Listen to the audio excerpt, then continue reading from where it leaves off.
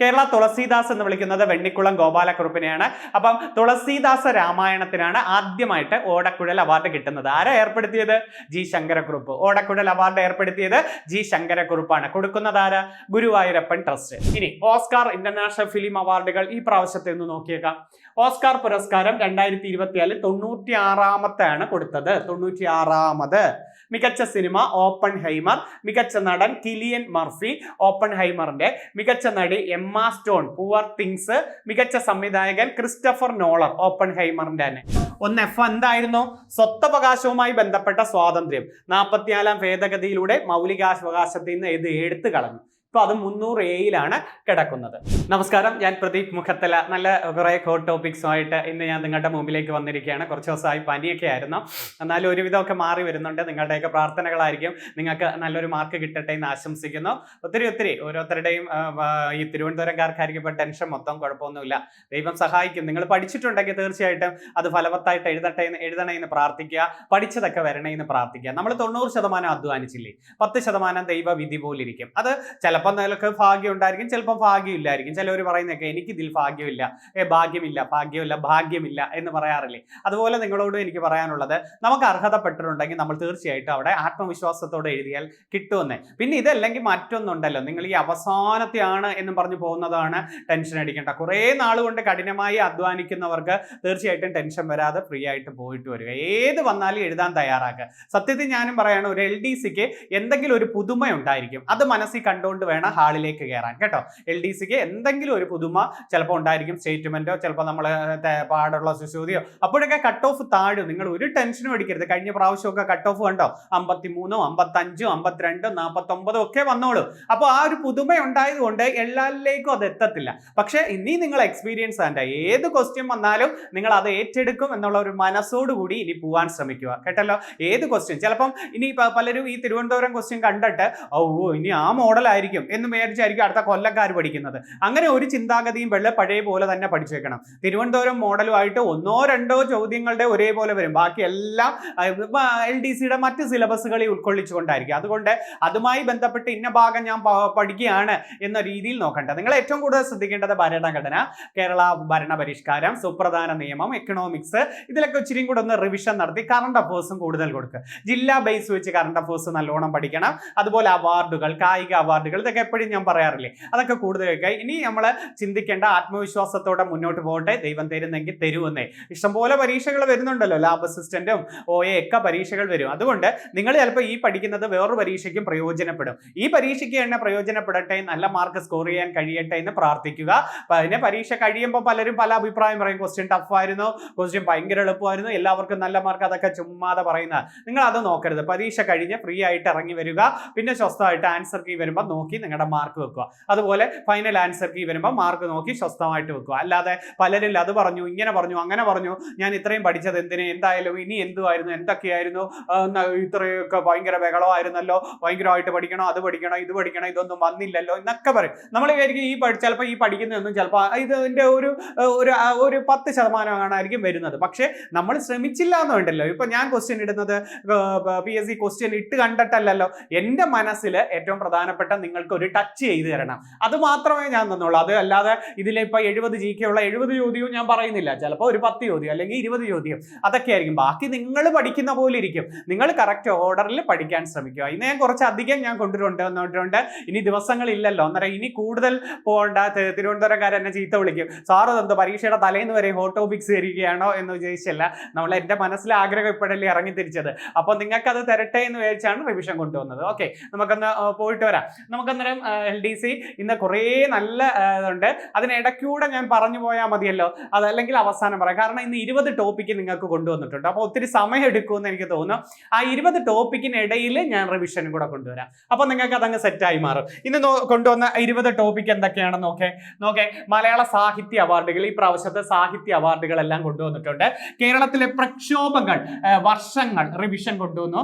Infrared, ultraviolet, ഗാർഹിക പീഡന നിരോധന നിയമം, നിയമം, കേരളത്തിന്റെ സാംസ്കാരിക സ്ഥാപനങ്ങള്, അതുപോലെ ഓസ്കാർ ഇന്റർനാഷണൽ ഫിലിം അവാർഡ്, പ്രധാന ആസിഡുകൾ, ഇന്ത്യയിലെ ചുരങ്ങൾ, പ്രധാന ആസിഡുകൾ 2 തവണ വന്നിട്ടുണ്ടോ, ഹരിതഗൃഹ പ്രഭാവം, അടുത്തൊക്കെ കായിക വിനോദങ്ങൾ, കളിക്കാരുടെ എണ്ണം, തിണകൾ, അയനാന്തങ്ങൾ, ഇന്ത്യയുടെ കിഴക്ക് പടിഞ്ഞാറ് തുറമുഖ ഭാഗങ്ങൾ, ഉപദ്വീപീയ നദികൾ, അവയുടെ ഉത്ഭവം, പതനം, അതുപോലെ 6 മൗലിക സ്വാതന്ത്ര്യങ്ങൾ, സ്ത്രീധന നിരോധന നിയമം, Navakerala mission, reserve bank, application software and system software. ഇത്രയാണ് ഞാൻ കൊടുത്തിരിക്കുന്നത്. അപ്പം നമുക്ക് ഓരോന്ന് നോക്കാം. അപ്പം 20 ടോപ്പിക്കാണ് ഇന്ന് മുമ്പിലേക്ക് കൊണ്ടുവന്നിരിക്കുന്നത്. റിവിഷൻ നടത്തുക അത്യാവശ്യം. മലയാള സാഹിത്യ അവാർഡിലേക്ക് പോകാം. മലയാള സാഹിത്യ രംഗത്തെ കേരള സംസ്ഥാനത്തിന്റെ ഏറ്റവും ഉയർന്ന സാഹിത്യ അവാർഡ് നിങ്ങൾക്കറിയാം, എഴുത്തച്ഛൻ അവാർഡ് അല്ലെ. എഴുത്തച്ഛൻ അവാർഡ് എന്നാ കൊടുത്തു തുടങ്ങിയ 1993 മുതലാണ് എഴുത്തച്ഛൻ അവാർഡ് കൊടുത്തു തുടങ്ങിയത്. പുരസ്കാര തുക എത്ര?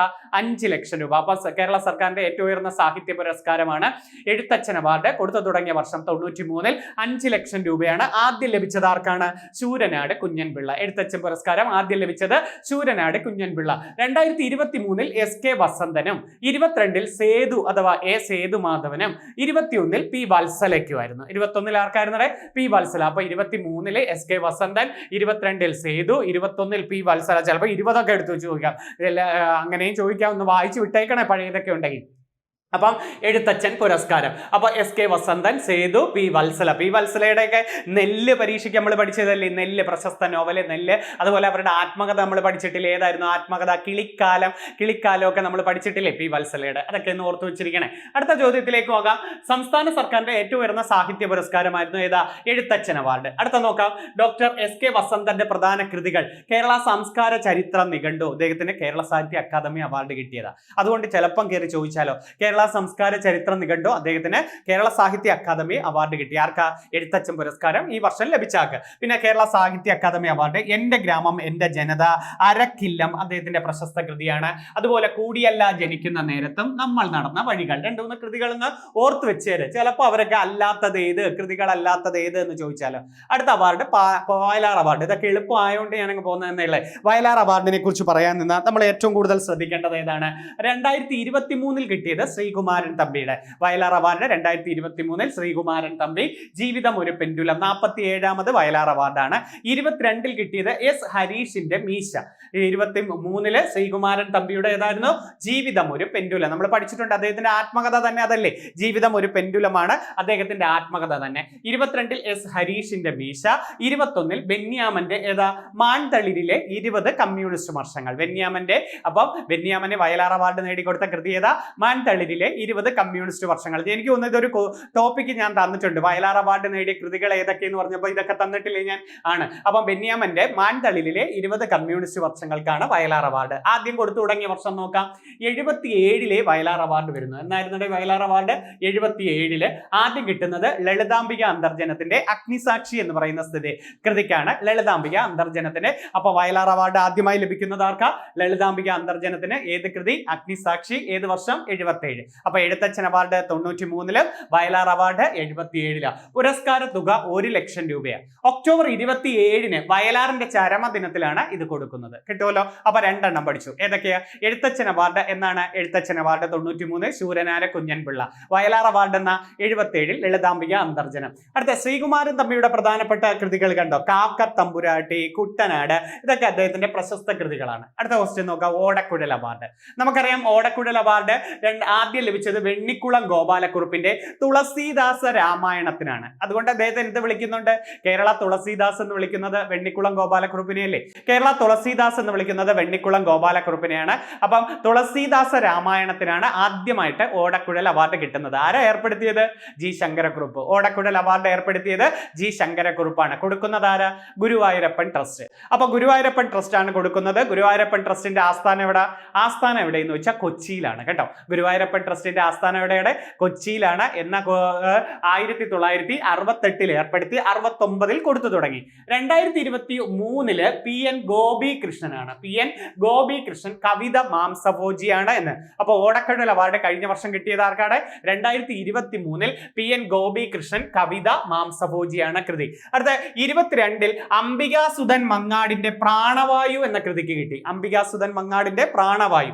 21-ൽ സാറാ ജോസഫിന്റെ ബുധിനിക്കാണ് ഓടക്കുഴൽ കിട്ടിയത്. അപ്പൊ സാറാ ജോസഫിന്റെ ബുധിനി, അംബികാസുധൻ മങ്ങാടിന്റെ പ്രാണവായു, 23-ൽ PN ഗോപികൃഷ്ണന്റെ കവിത മാംസഭോജിയാണ്. ഓർത്തു വെച്ചിരിക്കണേ. അപ്പൊ കൊടുത്തു തുടങ്ങിയ വർഷം 69 മുതലാണ് അത് കൊടുത്തു തുടങ്ങുന്നത്. പുരസ്കാര തുക 30,000 രൂപയാണ് കേട്ടോ.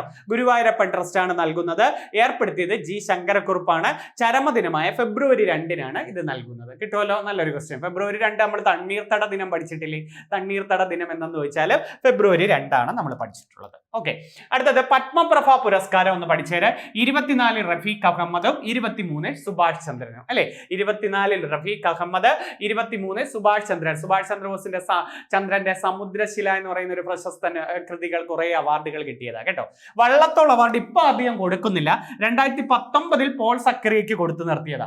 ആദ്യം പാലാ നാരായണൻ നായർക്ക് 91-ൽ ഏർപ്പെടുത്തി. അപ്പൊ വള്ളത്തോൾ അവാർഡ് ഏർപ്പെടുത്തിയ വർഷം 91-ൽ ആദ്യം കിട്ടിയത് പാലാ നാരായണൻ നായർ. കേരളം വളരുന്നു അദ്ദേഹത്തിന്റെ പ്രശസ്ത കൃതിയാണ് കേട്ടോ. പാലാ നാരായണൻ നായരുടെ പ്രശസ്ത കൃതി ഏതാ? കേരളം വളരുന്നു. പിന്നെ പാലാ നാരായണൻ നായർ കേരള സാഹിത്യ അക്കാദമിയുടെ ആദ്യത്തെ സെക്രട്ടറി. കേരള സാഹിത്യ അക്കാദമിയിലെ അതിന്റെ ആദ്യ secretary Pala Narayanan Nair. President Sardar KM പണിക്കരാണ്. കേരള സാഹിത്യ അക്കാദമിയുടെ ആദ്യ പ്രസിഡന്റ്. 1,11,111 ഇതിന്റെ സമ്മാന തുക എന്ന് പറയുന്നത്. അടുത്ത ഓക്കെ, മലയാറ്റൂർ പുരസ്കാരം 2024-ൽ സാറാ ജോസഫിന്റെ എസ്തർ. 2023-ൽ ബെന്യാമിന്റെ നിശബ്ദ സഞ്ചാരങ്ങൾ കേട്ടോ. നിശബ്ദ സഞ്ചാരങ്ങൾ, ബെന്യാമിന്റെ നിശബ്ദ സഞ്ചാരം. അപ്പൊ മലയാറ്റൂർ പുരസ്കാരം 24-ൽ കിട്ടിയത് സാറാ ജോസഫിന്റെ എസ്തർ എന്ന കൃതിയാണ്.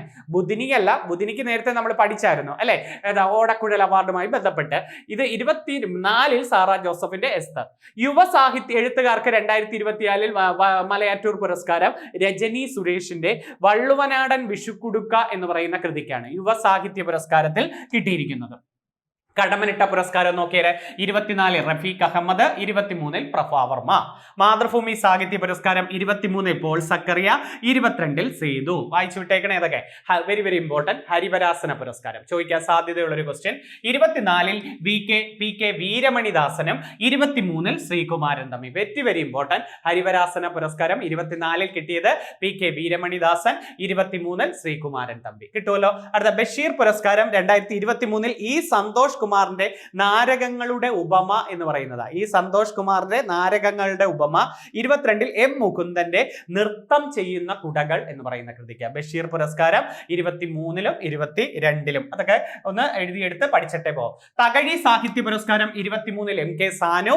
P കേശവദേവ് സാഹിത്യ പുരസ്കാരം 23-ൽ ഡോക്ടർ ദേശമംഗലം രാമകൃഷ്ണനാണ്. P കേശവദേവ് സാഹിത്യ പുരസ്കാരം 23-ൽ ഡോക്ടർ ദേശമംഗലം രാമകൃഷ്ണൻ. ജ്ഞാനപ്പാന പുരസ്കാരം പരീക്ഷയ്ക്ക് ചോദിക്കുന്ന 24-ൽ രാധാകൃഷ്ണൻ കാക്കശ്ശേരി, 23-ൽ V മധുസൂദനൻ നായർ. 24-ൽ രാധാകൃഷ്ണൻ കാക്കശ്ശേരി, 23-ൽ V മധുസൂദനൻ നായർ. വായിച്ചു വിട്ടേക്കണേത്. ONV കൾച്ചറൽ അക്കാദമി സാഹിത്യ പുരസ്കാരം 24-ൽ പ്രതിഭ റായും, 23-ൽ C രാധാകൃഷ്ണൻ. LDC ആയതുകൊണ്ടാണ് ഇതെല്ലാം ചെകഞ്ഞു പിടിച്ച് തരുന്നത്. കാരണം എന്തും ചോദിക്കാം അവർക്ക് പറയാം. നമ്മൾ മെയിൻ കാര്യം മാത്രം പഠിച്ചിട്ട് പോയാൽ പിന്നെ അവസാനം അതുകൊണ്ടാണ് ഏറ്റവും സെലക്ട് ചെയ്ത് അങ്ങ് തന്നത്. ഇത് മാത്രമല്ല, കൊച്ചു കൊച്ചു കുറേ അവാർഡ് കിടപ്പുണ്ട്. പക്ഷേ പിന്നെ ഞാൻ വെച്ചു ഒരു പരിധി ഉണ്ടല്ലോ എനിക്കും തരാൻ. കേരള സാഹിത്യ അക്കാദമി അവാർഡ് 2022 മികച്ച നോവലായിട്ട് സമ്പർക്രാന്തി. ഇപ്പം ചോദിച്ചു, പരീക്ഷയ്ക്ക് ഇപ്പം ചോദിച്ചു. എനിക്ക് തോന്നുന്നു പോലീസ് പരീക്ഷയ്ക്ക് അങ്ങാണ് ചോദിച്ചത്. മികച്ച നോവൽ സമ്പർക്ക്രാന്തി വി ഷിനിലാലിന്റെയാണ് കേട്ടോ. കേരള സാഹിത്യ അക്കാദമി അവാർഡ് 2022-ൽ മികച്ച നോവൽ സമ്പർക്ക്രാന്തി. അടുത്ത മികച്ച കവിത കടലാസ് വിദ്യ NG ഉണ്ണികൃഷ്ണന്റെ കടലാസ് വിദ്യ. മികച്ച ചെറുകഥ മുഴക്കം PF മാത്യൂസിന്റെ. മികച്ച ആത്മകഥ ന്യൂസ് റൂം PRV ഭാസ്കറിന്റെ.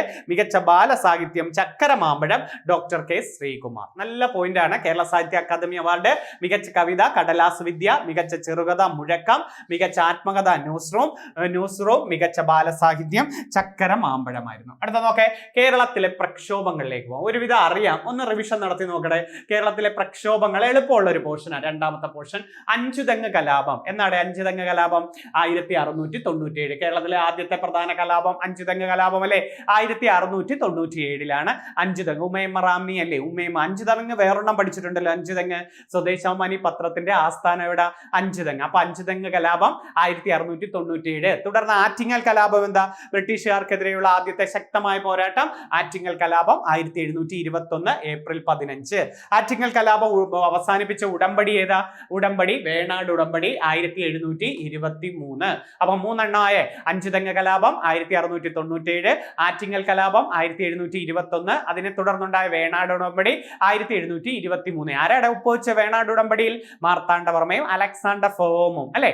അലക്സാണ്ടർ ഓമും മാർത്താണ്ഡവർമ്മയും. നെയ്യാറ്റിൻകരയുടെ രാജകുമാരൻ എന്നറിയപ്പെടുന്നത് മാർത്താണ്ഡവർമ്മയാണ്. വേണാട് ഉടമ്പടിയിൽ ഒപ്പുവെച്ചത്, അന്ന് രാജാവല്ല അദ്ദേഹം കേട്ടോ, വേണാട് ഉടമ്പടിയിൽ ഒപ്പുവെച്ചത് മാർത്താണ്ഡവർമ്മ. പിന്നെ മാർത്താണ്ഡവർമ്മയുടെ തൃപ്പടിദാനത്തിന്റെ ഡേറ്റ് പഠിച്ചു വെക്കണം കേട്ടോ. ഒന്നാം തൃപ്പടിദാനം 1750 ജനുവരി 3. മറന്നു വരുതേ. മാർത്താണ്ഡവർമ്മയുടെ തൃപ്പടിദാനം എന്ന് ചോദിച്ചാൽ 1750 ജനുവരി 3. നമുക്കൊരു ചെറിയൊരു തൃപ്പടിദാനം ഉണ്ട്, രണ്ടാം തൃപ്പടിദാനം. അത് 1766 ധർമ്മരാജയാണ്. അപ്പൊ ഒന്നാം തൃപ്പടിദാനം മാർത്താണ്ഡവർമ്മയാണ്, പക്ഷെ രണ്ടാം തൃപ്പടിദാനം ആരാടെ?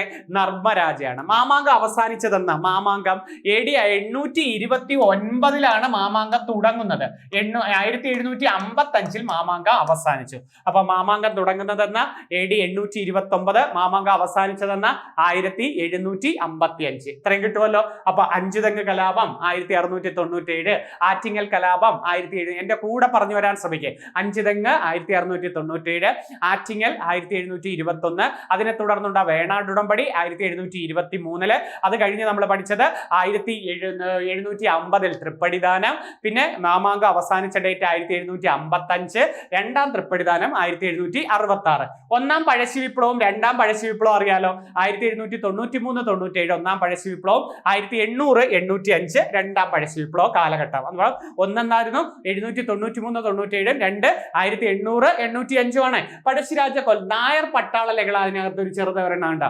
1804 നായർ പട്ടാള ലഹള എന്നു ചോദിച്ചാൽ 1804. അടുത്ത വെരി ഇമ്പോർട്ടന്റ്, പഴശ്ശിരാജ കൊല്ലപ്പെട്ടത്. ഇതെല്ലാവരും പഠിച്ചിട്ട് പോകുന്നതാ. 1805 നവംബർ 30, അല്ലെ? പഴശ്ശിരാജ കൊല്ലപ്പെട്ടത് എന്നാണ് 1805 നവംബർ 30. ഞാൻ കയറി പോയാൽ വേറെയൊക്കെ പറഞ്ഞു പോകും, അതുകൊണ്ട് ഇപ്പൊ ഇത്രയും ശ്രദ്ധിക്കാം. 1805 നവംബർ 30.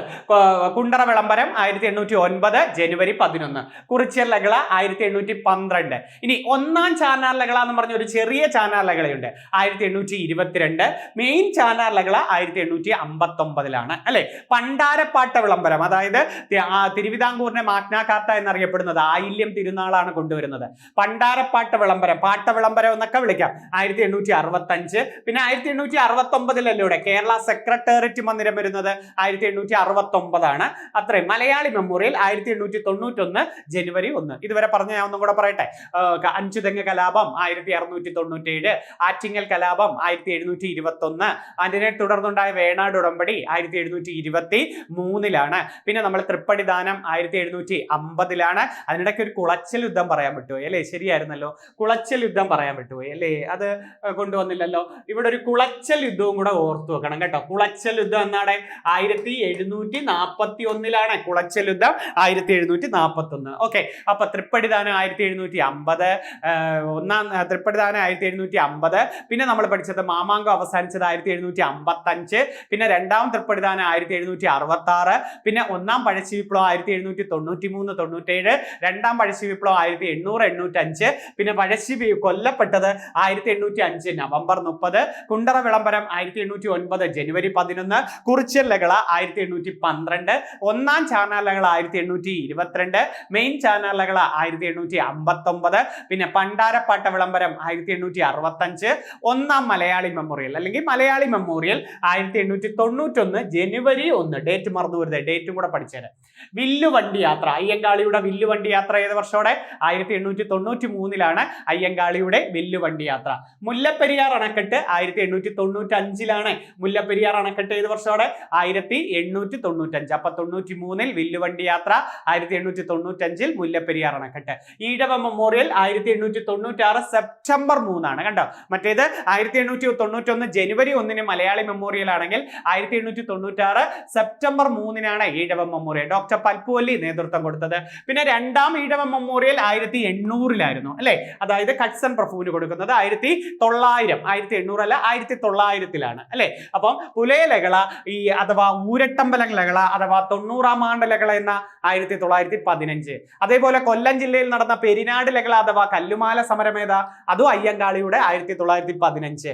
മലബാർ ജില്ലാ കോൺഗ്രസ് രൂപീകരിക്കുന്നത് 1916 ആണ്. പാലക്കാട് ജില്ലയിൽ 1916 മലബാർ ജില്ലാ കോൺഗ്രസ് ആനി ബസന്റിന്റെ അധ്യക്ഷതയിലല്ലേ. പെട്ടെന്ന് ഒന്നും കൂടെ പറയട്ടെ, ഏറ്റവും പ്രധാനപ്പെട്ട ഒന്നും കൂടെ പറയാം. അഞ്ചുതെങ്ങ് കലാപം 1697, ആറ്റിങ്ങൽ കലാപം 1721, വേണാട് ഉടമ്പടി 1723, കുളച്ചൽ യുദ്ധം 1741, ഒന്നാം തൃപ്പടിദാനം 1750, മാമാങ്കം അവസാനിച്ചത് 55, രണ്ടാം തൃപ്പടിദാനം 66, ഒന്നാം പഴശ്ശി വിപ്ലവം 1791-97, രണ്ടാം പഴശ്ശി വിപ്ലവം 1800-85. പിന്നെ നമ്മൾ പഠിച്ചത് പഴശ്ശിരാജ കൊല്ലപ്പെട്ടത് 1805 നവംബർ 30, കുണ്ടറ വിളംബരം 1809 ജനുവരി 11, പിന്നെ 1822 ഒന്നാം ചാനാർ ലഹള, രണ്ടാം മെയിൻ ചാനാർ ലഹള 1859, 65 പണ്ടാരപ്പാട്ട വിളംബരം, 1891 മലയാളി മെമ്മോറിയൽ, 93 വില്ലുവണ്ടി യാത്ര, 95 മുല്ലപ്പെരിയാർ അണക്കെട്ട്, 96 ഈഴവ മെമ്മോറിയൽ, 1900 രണ്ടാം ഈഴവ മെമ്മോറിയൽ, പിന്നെ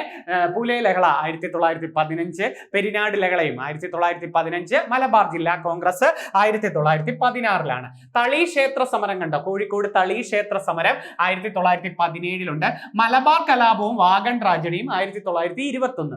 വാഗൺ ട്രാജഡിയുടെ ഡേറ്റ് അങ്ങ് പഠിച്ചേരെ. 1921 നവംബർ 10 വാഗൺ ട്രാജഡി ഡേറ്റ് അല്ലേ. Knapp commission, Strange commission, Malabar കലാപവും wagon tragedy, Knapp commission. Vaikom സത്യാഗ്രഹം ഡേറ്റ് തെറ്റരുത്. 1924 മാർച്ച് 30 തുടങ്ങുന്നു. വൈക്കം സത്യാഗ്രഹം അവസാനിച്ച ഡേറ്റ് കണ്ടോ, 1925 നവംബർ 23. രണ്ടും വേണം, ഡേറ്റോട് കൂടി പഠിക്കണം. 24 മാർച്ച് 30, 25 നവംബർ 23. സവർണജാഥ മന്നത്ത് പത്മനാഭൻ, സവർണജാഥ നയിച്ചത് മന്നത്ത് പത്മനാഭൻ 1924 നവംബർ 1. ശുചീന്ദ്രം സത്യാഗ്രഹം 1926 CK നായിഡു അല്ലേ. അപ്പൊ വൈക്കം സത്യാഗ്രഹം 24, ശുചീന്ദ്രം സത്യാഗ്രഹം എന്നാണ് 26 അല്ലെ. ഉപ്പ് സത്യാഗ്രഹം 30 ഏപ്രിൽ 13, ഗുരുവായൂർ സത്യാഗ്രഹം 31 നവംബർ 1. അതിന്റെയൊക്കെ ഡേറ്റ് കണ്ടോ. ഉപ്പ് സത്യാഗ്രഹം 1930 ഏപ്രിൽ 13, ഗുരുവായൂർ 31 നവംബർ 1. യാചന യാത്ര നടത്തിയത് 31 VT ഭട്ടതിരിപ്പാട്. സവർണജാഥ മന്നത്ത് പത്മനാഭനാണ്. യാചന യാത്ര VT ഭട്ടതിരിപ്പാട് 31 VT ഭട്ടതിരിപ്പാട്. നിവർത്തന പ്രക്ഷോഭം 32 കേരളത്തിൽ PSC ഒക്കെ കൊണ്ടുവരുന്ന പ്രക്ഷോഭം 32. കോഴഞ്ചേരി നിവർത്തന പ്രക്ഷോഭത്തെ തുടർന്ന് കോഴഞ്ചേരി പ്രസംഗം നടത്തിയത് C കേശവനല്ലേ. നിവർത്തന പ്രക്ഷോഭത്തിന്റെ നേതാവ് C കേശവൻ, കോഴഞ്ചേരി പ്രസംഗം C കേശവൻ 35. പട്ടിണി ജാഥ നയിച്ചത് AK ഗോപാലൻ 36 അല്ലെ. പട്ടിണി അപ്പൊ 30 ഉപ്പ് സത്യാഗ്രഹവും, പിന്നെ ഏതായിരുന്നു നമ്മൾ പഠിച്ചത്, 30 ഉപ്പ് സത്യാഗ്രഹവും, 31 ഗുരുവായൂർ സത്യാഗ്രഹം, 32 നിവർത്തന പ്രക്ഷോഭം, 31 യാചനായാത്രയും പഠിച്ചായിരുന്നു അല്ലെ. പിന്നെ 32 നിവർത്തന പ്രക്ഷോഭത്തെ തുടർന്ന് കോഴഞ്ചേരി പ്രസംഗം പഠിച്ചു C കേശവൻ. പിന്നെ പട്ടിണി ജാഥ AKG 36 AKGയുടെ. തിരുവിതാംകൂർ പബ്ലിക് സർവീസ് കമ്മീഷൻ വരുന്നത് 36 ആദ്യമായിട്ട് ഒരു തിരുവിതാംകൂർ പബ്ലിക് സർവീസ് കമ്മീഷൻ 36. ആദ്യത്തെ ചെയർമാന്റെ പേര് GD നോക്സ് ആണ്. തിരുവിതാംകൂർ പബ്ലിക് സർവീസ് കമ്മീഷൻ വരാൻ കാരണമായ പ്രക്ഷോഭം നിവർത്തന പ്രക്ഷോഭമാണ്. 32 നിവർത്തന പ്രക്ഷോഭം. ക്ഷേത്ര പ്രവേശന വിളംബരം ഡേറ്റോട് കൂടി പഠിച്ചേരെ. 36 നവംബർ 12. ചിത്തിര തിരുനാളാണ്. 36 നവംബർ 12. വൈദ്യുത പ്രക്ഷോഭം 36 ജില്ലയും കൂടെ പഠിച്ചേരെ. വൈദ്യുത പ്രക്ഷോഭം 36 തൃശ്ശൂർ ജില്ലയിൽ. ഈ ഇക്കണ്ട വാര്യറാണ് നേതൃത്വം കൊടുത്തത്. തിരുവിതാംകൂർ സ്റ്റേറ്റ് കോൺഗ്രസ് 38 പട്ടം താണുപിള്ള. അതിന്റെ ആദ്യത്തെ പ്രസിഡന്റ് ആരാണ്? തിരുവിതാംകൂർ സ്റ്റേറ്റ് കോൺഗ്രസിന്റെ ആദ്യ പ്രസിഡന്റ് പട്ടം താണുപിള്ള 32. രാജധാനി മാർച്ച് അക്കമ്മ ചെറിയാൻ 38 വരുന്നത്. രാജധാനി മാർച്ച് നടത്തിയത് ആരാണ്? അക്കമ്മ ചെറിയാൻ 38. കടക്കൽ പ്രക്ഷോഭം വരുന്നത് 38. കടക്കൽ പ്രക്ഷോഭം ഏത് വർഷമാണ്? 38. അപ്പൊ രാജധാനി മാർച്ച് അക്കമ്മ ചെറിയാൻ 38, കടക്കൽ പ്രക്ഷോഭം വരുന്നത് 38. കടക്കൽ പ്രക്ഷോഭം വരുന്നത്. കല്ലറ പാങ്ങോട് സമരം 38. കല്ലറ പാങ്ങോട് സമരം എന്നാണ് 38. മൊറാഴ സംഭവം സമരം 40, കയ്യൂർ സമരം 41. കണ്ടോ, മൊറാഴ സമരം കണ്ണൂര് 40, കയ്യൂർ സമരം കാസർഗോഡ് ഹോസ്ദുർഗ് 41, കീഴറിയൂർ ബോംബ് കേസ് 42, കോഴിക്കോട് ഫറോക്ക് അല്ലെ. കോഴിക്കോട് ഫറോക്ക് ആണ് കീഴറിയൂർ ബോംബ് കേസ്. കരിവള്ളൂർ സമരം 46, ദേവയാനി കണ്ണൂര്. തോൽവിറക് സമരം 46, കാർത്തിയാനിയമ്മ കാസർഗോഡ്. പുന്നപ്ര വയലാർ സമരം 46, ആലപ്പുഴ. കുട്ടംകുളം സമരം 46, ഇരിങ്ങാലക്കുട. പാലിയം സത്യാഗ്രഹം 47, എറണാകുളം സി കേശവൻ. കേട്ടോ, എല്ലാം നല്ല കുറെ ക്വസ്റ്റ്യനാ. കല്ലറ പാങ്ങോട് 38, മൊറാഴ സമരം 40, കയ്യൂര് 41, കീഴറിയൂർ ബോംബ് കേസ് 42, കരിവള്ളൂരും തോൽവിറകും പുന്നപ്ര വയലാർ സമരവും കുട്ടംകുളവും 46, പാലിയം സത്യാഗ്രഹം 47. പാലിയം സത്യാഗ്രഹം ജില്ല ചോദിച്ചിട്ടുണ്ട് കേട്ടോ. ജില്ല ചോദിച്ചത് പാലിയം സത്യാഗ്രഹം എറണാകുളം ജില്ല. പാലിയം സത്യാഗ്രഹത്തെ തുടർന്ന് സവർണ ജാഥ സൗഹൃദ നയിച്ചത് ആരാന്ന് ചോദിച്ചിട്ടുണ്ട്. കെ കൗസല്യാണ് കേട്ടോ. പാലിയം സത്യാഗ്രഹത്തെ തുടർന്ന് സൗഹൃദ ജാഥ നയിച്ചത് കെ കൗസല്യ. മാഹി വിമോചന സമരം 48, കൂത്താളി സമരം 40 മുതൽ 50 വരെയാണ്. കൂത്താളി സമരം എന്നാണ് 40 മുതൽ 50 വരെ. പിന്നെ ഒരു വിമോചന സമരം ഉണ്ടല്ലോ 59. കേരളത്തിലെ 1ാം മന്ത്രിസഭ താഴെ വീഴാൻ കാരണമായ വിമോചന സമരം മന്നത്ത് പത്മനാഭന്റെ നേതൃത്വത്തിൽ 59. അതിനെ തുടർന്ന് നടന്ന ജാഥയാണ് ജീവശിഖ ജാഥ എന്ന് പറയുന്നത്. അതൊന്ന് പഠിക്കണം. ഇൻഫ്രാറെഡ് കിരണങ്ങളും അൾട്രാ വയലറ്റ് എളുപ്പമുള്ള ചോദ്യമാണ്. എന്നാലും ഒരു പോയിന്റ് ഞാൻ നോക്കിയപ്പോൾ കണ്ടത് വില്യം ഹെർഷലാണ് ഇൻഫ്രാറെഡ് കണ്ടുപിടിച്ചത്. സൂര്യന്റെ താപകിരണം കണ്ടോ, സൂര്യന്റെ താപകിരണം ഇൻഫ്രാറെഡാ, പക്ഷെ സൂര്യാഘാതം ഏതാ? Ultra violet. അപ്പൊ സൂര്യന്റെ താപകിരണം ഇൻഫ്രാറെഡും സൂര്യാഘാതത്തിന് കാരണം അൾട്രാ വയലറ്റ് ആണ്. വിദൂര വസ്തുക്കളുടെ ഫോട്ടോ എടുക്കുന്നതും ഉപഗ്രഹ നിയന്ത്രണത്തിനും, വിദൂര വസ്തുക്കളുടെ ഫോട്ടോ എടുക്കുന്നതിനും ഉപഗ്രഹ നിയന്ത്രണം. TV റിമോട്ടിൽ ഉപയോഗിക്കുന്നത് ഇതല്ലേ, TV റിമോട്ടിലും രാത്രി കാലങ്ങളിൽ സൈനികർ ഉപയോഗിക്കുന്ന കണ്ണടയും ഇൻഫ്രാറെഡ് ആണ്. കണ്ടോ, TV റിമോട്ട് ഉപഗ്രഹ നിയന്ത്രണത്തിന്, വിദൂര വസ്തുക്കളുടെ ഫോട്ടോ എടുക്കുന്നതിന്, സൂര്യന്റെ താപകിരണങ്ങൾ, രാത്രികാലങ്ങളിൽ സൈനികർ ഉപയോഗിക്കുന്ന കണ്ണട, ഇതൊക്കെ ഏതാ? ഇൻഫ്രാറെഡ്. അൾട്രാ വയലറ്റും ഒക്കെ ജോഹന്നാൻ വില്യം റിട്ടർ ആണ്. സൂര്യാഘാതത്തിന് കാരണം എല്ലാവർക്കും അറിയാം അൾട്രാ വയലറ്റ്. വിറ്റാമിൻ ഡി ഉൽപ്പാദിപ്പിക്കുന്നു ശരീരത്തിൽ. വിറ്റാമിൻ ഡി ഉൽപ്പാദിപ്പിക്കുന്നത് അൾട്രാ വയലറ്റ്. കള്ളനോട്ട് തിരിച്ചറിയുന്നു, മായം തിരിച്ചറിയുന്നു, ശസ്ത്രക്രിയ ഉപകരണങ്ങൾ അണുവിമുക്തം, കൂടുതലും ശസ്ത്രക്രിയക്കൊക്കെ അൾട്രാ വയലറ്റ് ആണ്. ശസ്ത്രക്രിയ ഉപകരണങ്ങൾ അണുവിമുക്തമാക്കാൻ ഉപയോഗിക്കുന്നത് ട്യൂബ് ലൈറ്റിലെ പ്രകാശകിരണം അൾട്രാ വയലറ്റ് ആണ്. ജലത്തിലെ സൂക്ഷ്മജീവികളെ നശിപ്പിക്കുന്നതിന് ഉപയോഗിക്കുന്നതൊക്കെ ഏതാ? Ultra violet. അതങ്ങ് പഠിച്ചു വെച്ചിരിക്കണേ. ഓക്കെ, അടുത്ത നോക്കെ, ഗാർഹിക പീഡന നിരോധന നിയമം. എളുപ്പമുള്ള ഒരു ക്വസ്റ്റ്യൻ ആണ്, എന്നാലും ഒരു കുറച്ചേ ഉള്ളൂ. ഏറ്റവും ഇമ്പോർട്ടന്റ് തന്നേക്കുക. 2005 സെപ്റ്റംബർ 13 വരികയും നിലവിൽ വന്നത് 2006 ഒക്ടോബർ 26 ഗാർഹിക പീഡന നിരോധന നിയമം പാസ്സാക്കിയ വർഷം കണ്ടോ, 2005 സെപ്റ്റംബർ 13. നിലവിൽ വന്നതാ നിങ്ങൾക്ക് ചോദിക്കൂ, 2006 ഒക്ടോബർ 26. ആ സമയം കൊണ്ടുവരുമ്പോൾ പ്രസിഡന്റ് APJ അബ്ദുൽ കലാമും പ്രധാനമന്ത്രി ആയിരുന്നു വെച്ചാൽ മൻമോഹൻ സിംഗുമാണ് നമ്മൾ പറയേണ്ടത്. ഹെൽപ്പ് ലൈൻ നമ്പർ 181 ഗാർഹിക പീഡനത്തിന്റെ. സ്ത്രീകൾക്ക് നേരെയുള്ള അതിക്രമങ്ങൾ തടയുന്ന അന്താരാഷ്ട്ര ദിനം നവംബർ 25. വകുപ്പുകൾ 37, അധ്യായങ്ങൾ 5 എണ്ണമാണ് ഇതിലുള്ളത്. 18 വയസ്സിൽ താഴെയുള്ള എല്ലാ ആണും പെണ്ണും കുട്ടികളായിട്ടാണ് ഗാർഹിക പീഡനത്തിലെ ഉള്ളത്. പ്രധാന ഗുണഭോക്താക്കൾ സ്ത്രീകളും കുട്ടികളുമാണ്. ഗാർഹിക പീഡനവുമായി ബന്ധപ്പെട്ട് ഇതിന്റെ ഗുണഭോക്താക്കൾ എന്നറിയപ്പെടുന്നത് സ്ത്രീകളും കുട്ടികളുമാണ്. പരാതി നൽകേണ്ടത് പോലീസ് ഉദ്യോഗസ്ഥൻ, പ്രൊട്ടക്ഷൻ ഓഫീസർ, മജിസ്ട്രേറ്റ്. ഇവിടൊക്കെയാണ് പരാതി പോലീസ് ഉദ്യോഗസ്ഥർക്ക് കൊടുക്കാം, പ്രൊട്ടക്ഷൻ ഓഫീസർ, മജിസ്ട്രേറ്റ്. ഗാർഹിക പീഡനം സംബന്ധിച്ച പരാതി കോടതിയിൽ ലഭിച്ച് 3 ദിവസത്തിനുള്ളിൽ തന്നെ വാദം കേൾക്കണം. മജിസ്ട്രേറ്റ് വാദം തീർപ്പാക്കി കാലാവധി ആദ്യ വിചാരണ തീയതി മുതൽ 60 ദിവസത്തിനകം മജിസ്ട്രേറ്റ് കാലാവധി തീർക്കണം. ഗാർഹിക പീഡനത്തിൽ നിന്നും വനിതകളെ സംരക്ഷിക്കാൻ വനിതാ ശിശു വികസന വകുപ്പ് തപാൽ വകുപ്പുമായി ആരംഭിച്ച ഒരു പദ്ധതിയുടെ പേരാണ് രക്ഷാദൂത്. അതൊക്കെ വായിച്ചു വിട്ടേരെ. ഗാർഹിക പീഡനം അനുഭവിക്കുന്നവർക്ക് ജില്ലാ പോലീസ് സൂപ്രണ്ട് നേരിട്ട് പരാതി നൽകുന്നതിന് കേരള പോലീസ് ആരംഭിച്ച പദ്ധതിയുടെ പേര് ദൃഷ്ടി. സ്ത്രീകൾക്ക് സ്വന്തം വീട്ടിൽ ഇരുന്ന് തന്നെ ആവശ്യമായ നിയമസഹായം, കൗൺസിലിംഗ്, പോലീസ് സഹായം എന്നിവ ലഭ്യമാക്കുന്ന വനിതാ ശിശു വികസന വകുപ്പിന്റെ പദ്ധതി കാതോർത്ത്. വായിച്ചു വെച്ചേക്കുമല്ലോ, ജസ്റ്റ് ആ ഒരു പോയിന്റുകൾ ഒന്ന് ഓർത്തു വെച്ചിരുന്നാൽ മതി. അടുത്ത, കേരളത്തിലെ സാംസ്കാരിക സ്ഥാപനങ്ങൾ. നല്ലൊരു ക്വസ്റ്റ്യൻ, നിങ്ങൾക്ക് ഒരു ടോപ്പിക് ഉള്ളതല്ലേ, വർഷങ്ങളോ പ്രസിഡന്റോ ഒക്കെ ചോദിക്കാം. കേരളത്തിലെ സാംസ്കാരിക സ്ഥാപനം ആദ്യത്തത് വെരി ഇമ്പോർട്ടന്റ്, കേരള സാഹിത്യ അക്കാദമി. സാഹിത്യം 56, സംഗീതം 58, ലളിതകല 62. ഇങ്ങനെ അങ്ങ് പഠിച്ചാൽ മതി. സാഹിത്യം 56, സംഗീതം 58, ലളിതകല 62 ഉണ്ടോ. സാഹിത്യ അക്കാദമി 56 ഒക്ടോബർ 15. അന്നത്തെ ഒരു ശ്രീ ചിത്തിര തിരുനാളാണ് ഉദ്ഘാടനം ചെയ്യുന്നത്. തൃശ്ശൂർ 57 ആസ്ഥാനമായിട്ട് വരുന്നത്. 56 വരുമ്പോൾ ഇത് തിരുവനന്തപുരത്താണ്, പക്ഷെ തൃശ്ശൂരാണ് ആസ്ഥാനം എന്ന് നിങ്ങൾക്ക് അറിയാം. അത് വരുന്നത് 57 മുതലാണ്. ആദ്യ പ്രസിഡന്റ് സർദാർ KM പണിക്കർ, നേരത്തെ പറഞ്ഞില്ലായിരുന്നു. അപ്പൊ കേരള സാഹിത്യ അക്കാദമിയുടെ ആദ്യ പ്രസിഡന്റ് ആരാ? സർദാർ KM പണിക്കരാണ്. 56 സാഹിത്യ അക്കാദമി, ആസ്ഥാനം തൃശ്ശൂർ, പക്ഷെ തുടങ്ങുമ്പോൾ തിരുവനന്തപുരമായിരുന്നു. ഉദ്ഘാടനം ചെയ്തത് ചിത്തിര തിരുനാളാണ്. ആദ്യ സെക്രട്ടറി ഞാൻ പറഞ്ഞു തന്നതാ പാല നാരായണൻ നായർ. നിലവിലെ പ്രസിഡന്റ് മറന്നു പോരുതേ. കേരള സാഹിത്യ അക്കാദമിയുടെ നിലവിലെ പ്രസിഡന്റ് കെ സച്ചിദാനന്ദൻ. മാസികകൾ കണ്ടോ, സാഹിത്യ ലോകം, സാഹിത്യ ചക്രവാളം, മലയാളം ലിറ്റററി സർവേ. അപ്പൊ മലയാളം ലിറ്റററി സർവേക്ക് ഇതിന്റെ സാഹിത്യം. ആപ്തവാക്യം കണ്ടോ, മലയാണ്മയുടെ സ്വർഗ കവാടം, ഇതിന്റെ ആപ്തവാക്യമാണ് കേട്ടോ, മലയാണ്മയുടെ സ്വർഗ കവാടം. അടുത്ത സംഗീത നാടക അക്കാദമി 58 വരുന്നത്. 58 ഏപ്രിൽ 26. ഉദ്ഘാടനം നമ്മുടെ ജവഹർലാൽ നെഹ്റു. ആസ്ഥാനം തൃശ്ശൂര്. മാസിക കണ്ടോ, കേളി. ഇവരുടെ മുഖപത്രം ഏതാണ്? സംഗീത നാടക അക്കാദമിയുടെ മുഖപത്രം കേളിയാണ്. ആദ്യ ചെയർമാൻ മങ്കുത്തമ്പുരാനും നിലവിലെ ചെയർമാൻ മട്ടന്നൂർ ശങ്കരൻകുട്ടി. അപ്പൊ എന്താ സംഗീത നാടക അക്കാദമി? സംഗീത നാടക അക്കാദമി 58. ആസ്ഥാനം തൃശ്ശൂര് തന്നെയാണ്. മാസികയുടെ പേര് തെറ്റരുത്, കേളി. മാസികയുടെ പേരെന്താ? കേളിയാണ്. ആദ്യ ചെയർമാൻ മങ്കുത്തമ്പുരാൻ, നിലവിലെ ചെയർമാൻ മട്ടന്നൂർ ശങ്കരൻകുട്ടി. ലളിതകലാ അക്കാദമി ഉണ്ടോ? 68. ഞാൻ പറഞ്ഞു തന്നു. 56, 58, 62. നവംബർ 22 വരുന്നു. ആസ്ഥാനം തൃശ്ശൂര് തന്നെ, ചെമ്പുകാവ് എന്ന് പറയുന്ന സ്ഥലത്താണ്. ചെമ്പുകാവ്. മാസിക ചിത്രവാർത്തയും ന്യൂസ് ബുള്ളറ്റിനും. ആദ്യ ചെയർമാൻ എം രാമവർമ്മ, നിലവിലെ ചെയർമാൻ മുരളി ചീരോത്താണ് കേട്ടോ. ലളിതകലാ അക്കാദമിയുടെ നിലവിലെ ചെയർമാൻ ആരാ? മുരളി ചീരോത്ത്. രാജാ രവിവർമ്മ പുരസ്കാരങ്ങൾ നൽകുന്നത് കേരള ലളിതകലാ അക്കാദമിയാണ്. ആസ്ഥാനം തൃശ്ശൂര് തന്നെയാണ്. മാസിക ചിത്രവാർത്ത.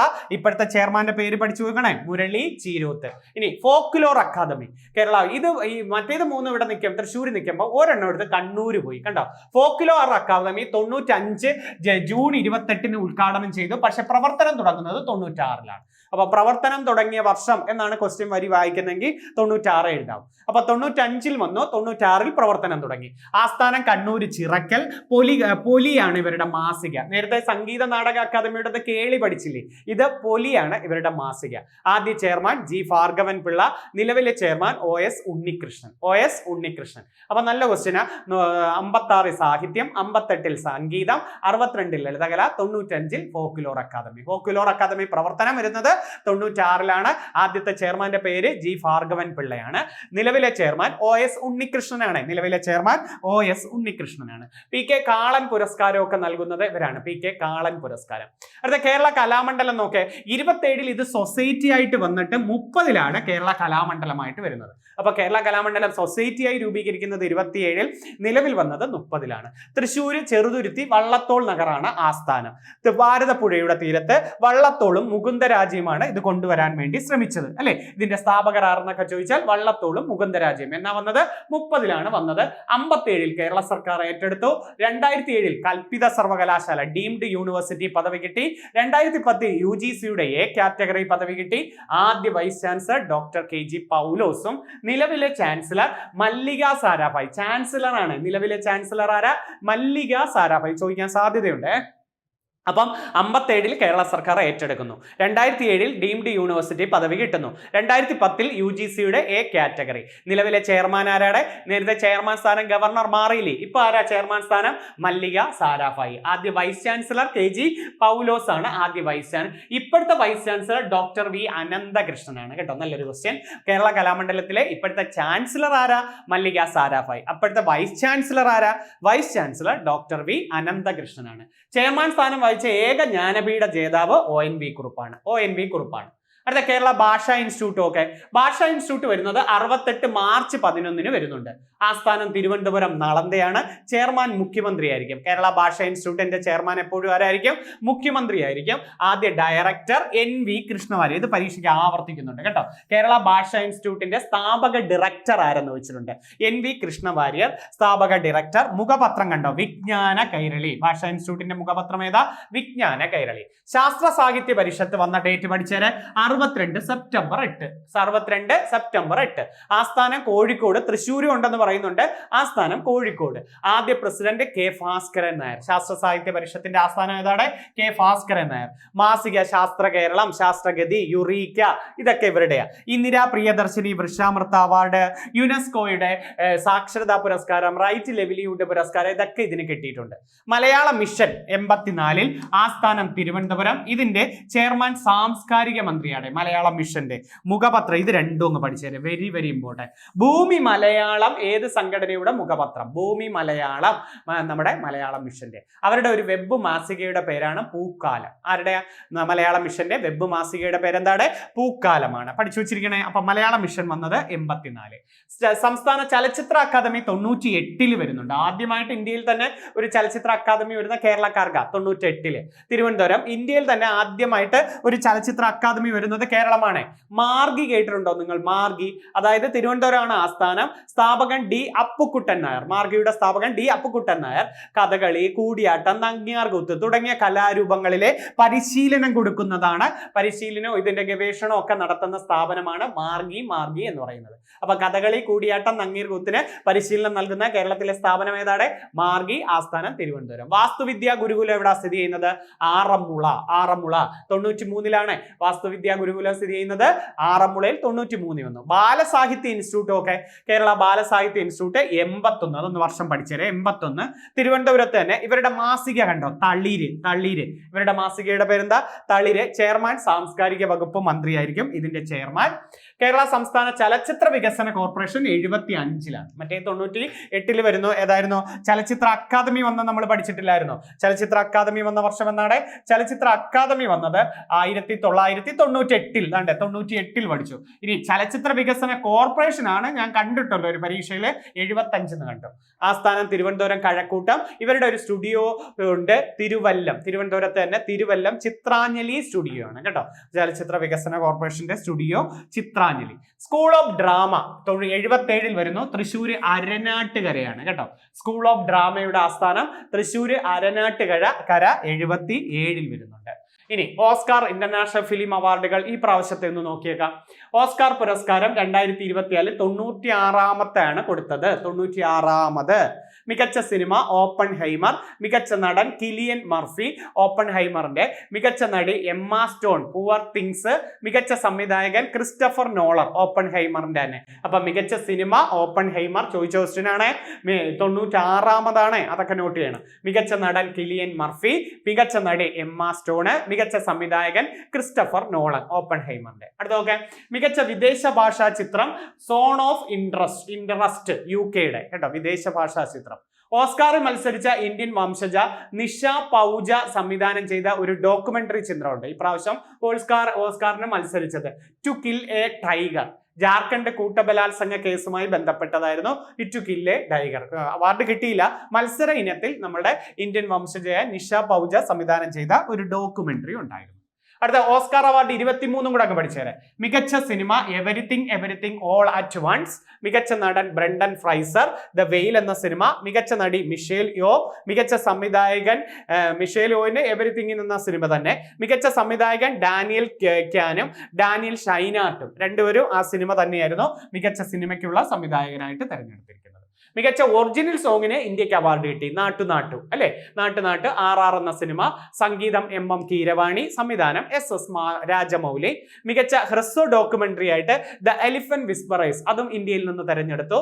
കാർത്തികി ഗോൺസാൽവസ്, അതിന്റെ സംവിധായകൻ കാർത്തികി ഗോൺസാൽവസ്. മുതുമല, തമിഴ്നാട്ടിലെ മുതുമല ദേശീയ പാർക്കിലാണ് അത് ചിത്രീകരിച്ചത്. ഇനി ന്യൂയോർക്ക് ഇന്ത്യൻ ഫിലിം ഫെസ്റ്റിവലിൽ ഇന്ത്യയുടെ സാന്നിധ്യം ഉണ്ടായിട്ട് എഴുതുന്നേ. മികച്ച ചിത്രം സൗദി വെള്ളയ്ക്ക. തരുൺ മൂർത്തിയുടെ സൗദി വെള്ളയ്ക്കയ്ക്ക് കിട്ടിയായിരുന്നു ന്യൂയോർക്ക് ഫിലിം ഫെസ്റ്റിവലിലെ മികച്ച ചിത്രം. ഇന്റർനാഷണൽ ഫിലിം അക്കാദമി 2023 മികച്ച ചിത്രമായിട്ട് ദൃശ്യം 2 തെരഞ്ഞെടുത്തായിരുന്നു. ഇന്റർനാഷണൽ ഇന്ത്യൻ ഫിലിം അക്കാദമിയുടെ മികച്ച ചിത്രം ഏതാ? നമ്മുടെ ദൃശ്യം 2. 54ാമത് ഗോവ അന്താരാഷ്ട്ര ചലച്ചിത്ര പുരസ്കാരം ഉണ്ടല്ലോ, സുവർണ മയൂരം നേടിയത് എൻഡ്ലെസ് ബോർഡേഴ്സ്, ഒരു പേർഷ്യൻ സിനിമയ്ക്കാണ് സുവർണ മയൂരം.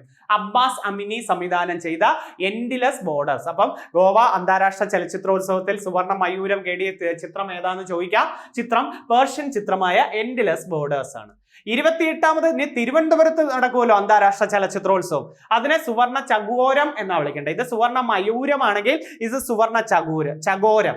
Evil does not exist, Japan ചിത്രമായ ഈവിൾ ഡസ് നോട്ട് എക്സിസ്റ്റ്. അപ്പം സുവർണ മയൂരം ഏതാണ്? എൻഡ്ലെസ് ബോർഡേഴ്സ് ആണ് സുവർണ മയൂരം. സുവർണ ചകോരം കിട്ടിയത് ഏതാ? Evil does not exist, Japan ചിത്രമാണ്. സംവിധായകൻ യോഷിയോ കിതഗാവ.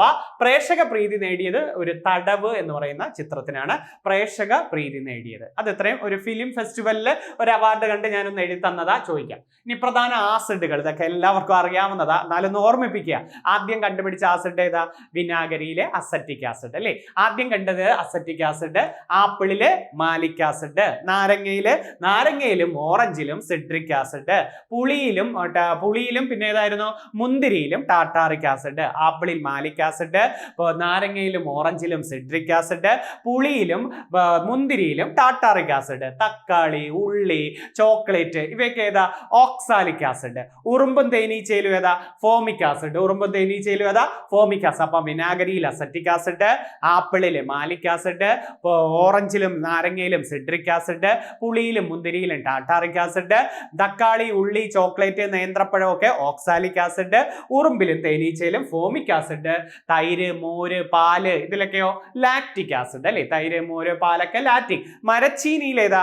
Hydrocyanic acid. പിന്നെ ഒരു കയ്പ് തോന്നാറില്ലേ, അത് പ്രൂസിക് ആസിഡ് എന്നും പറയാം കേട്ടോ. ഹൈഡ്രോസയാനിക്കും പ്രൂസിക് ആസിഡ്. നെല്ലിലെ ഫൈറ്റിക് ആസിഡ്, തേങ്ങയിലെ കാപ്രിക് അഥവാ കുപ്രിക് ആസിഡ്, തേയിലയിലെ ടാനിക് ആസിഡ്, എണ്ണ, കൊഴുപ്പ് സ്റ്റിയറിക് ആസിഡ്, മാംസ്യത്തിൽ അമിനോ ആസിഡ്. മാംസ്യത്തിൽ ഏതാണ്? Amino acid. അപ്പൊ മരച്ചീനിയിൽ ഏതാ? Hydrocyanic acid.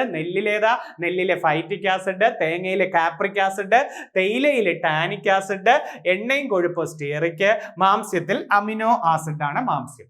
അടുത്ത ഇന്ത്യയിലെ പ്രധാന ചുരങ്ങൾ, അത് 10ാം ക്ലാസ് സ്കൂൾ ടെസ്റ്റ് ഉണ്ടായിട്ട് ഏറ്റവും പ്രധാനപ്പെട്ട ചുരങ്ങൾ ഒന്ന് പഠിച്ചു വെച്ചേരെ.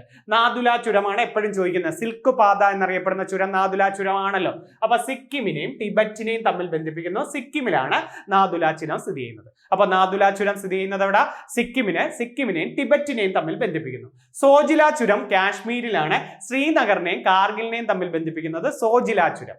ബനിഹാൾ ചുരം ആദ്യം എഴുതിയിരിക്കുന്നതാണ്, ഏറ്റവും ഇമ്പോർട്ടന്റ്. ആദ്യത്തെ ഒരു 5 എണ്ണം നല്ലോണം പഠിക്കണേ. ബനിഹാൾ ചുരം ജമ്മു കാശ്മീരിലാണ്. ജമ്മുവിനെയും ശ്രീനഗറിനെയും ബന്ധിപ്പിക്കുന്നു. ഷിപ്കില ചുരം ഹിമാചൽ പ്രദേശിലാണ്. ഹിമാചൽ പ്രദേശിനെയും ടിബറ്റിനെയും ബന്ധിപ്പിക്കുന്നു. അപ്പൊ നാഥുല ചുരം സിക്കിമിനെയും ടിബറ്റിനെയും തമ്മിൽ ബന്ധിപ്പിക്കുന്നു. സോജില ചുരം ശ്രീനഗറിനെയും കാർഗിലിനെയും തമ്മിൽ ബന്ധിപ്പിക്കുന്നു. ബനിഹാൾ ചുരം ജമ്മുവിനെയും ശ്രീനഗറിനെയും തമ്മിൽ ബന്ധിപ്പിക്കുന്നു. ഷിപ്കില ചുരം ഹിമാചൽ പ്രദേശിനെയും ടിബറ്റിനെയും തമ്മിൽ ബന്ധിപ്പിക്കുന്നത് ഷിപ്കില ചുരമാണ്.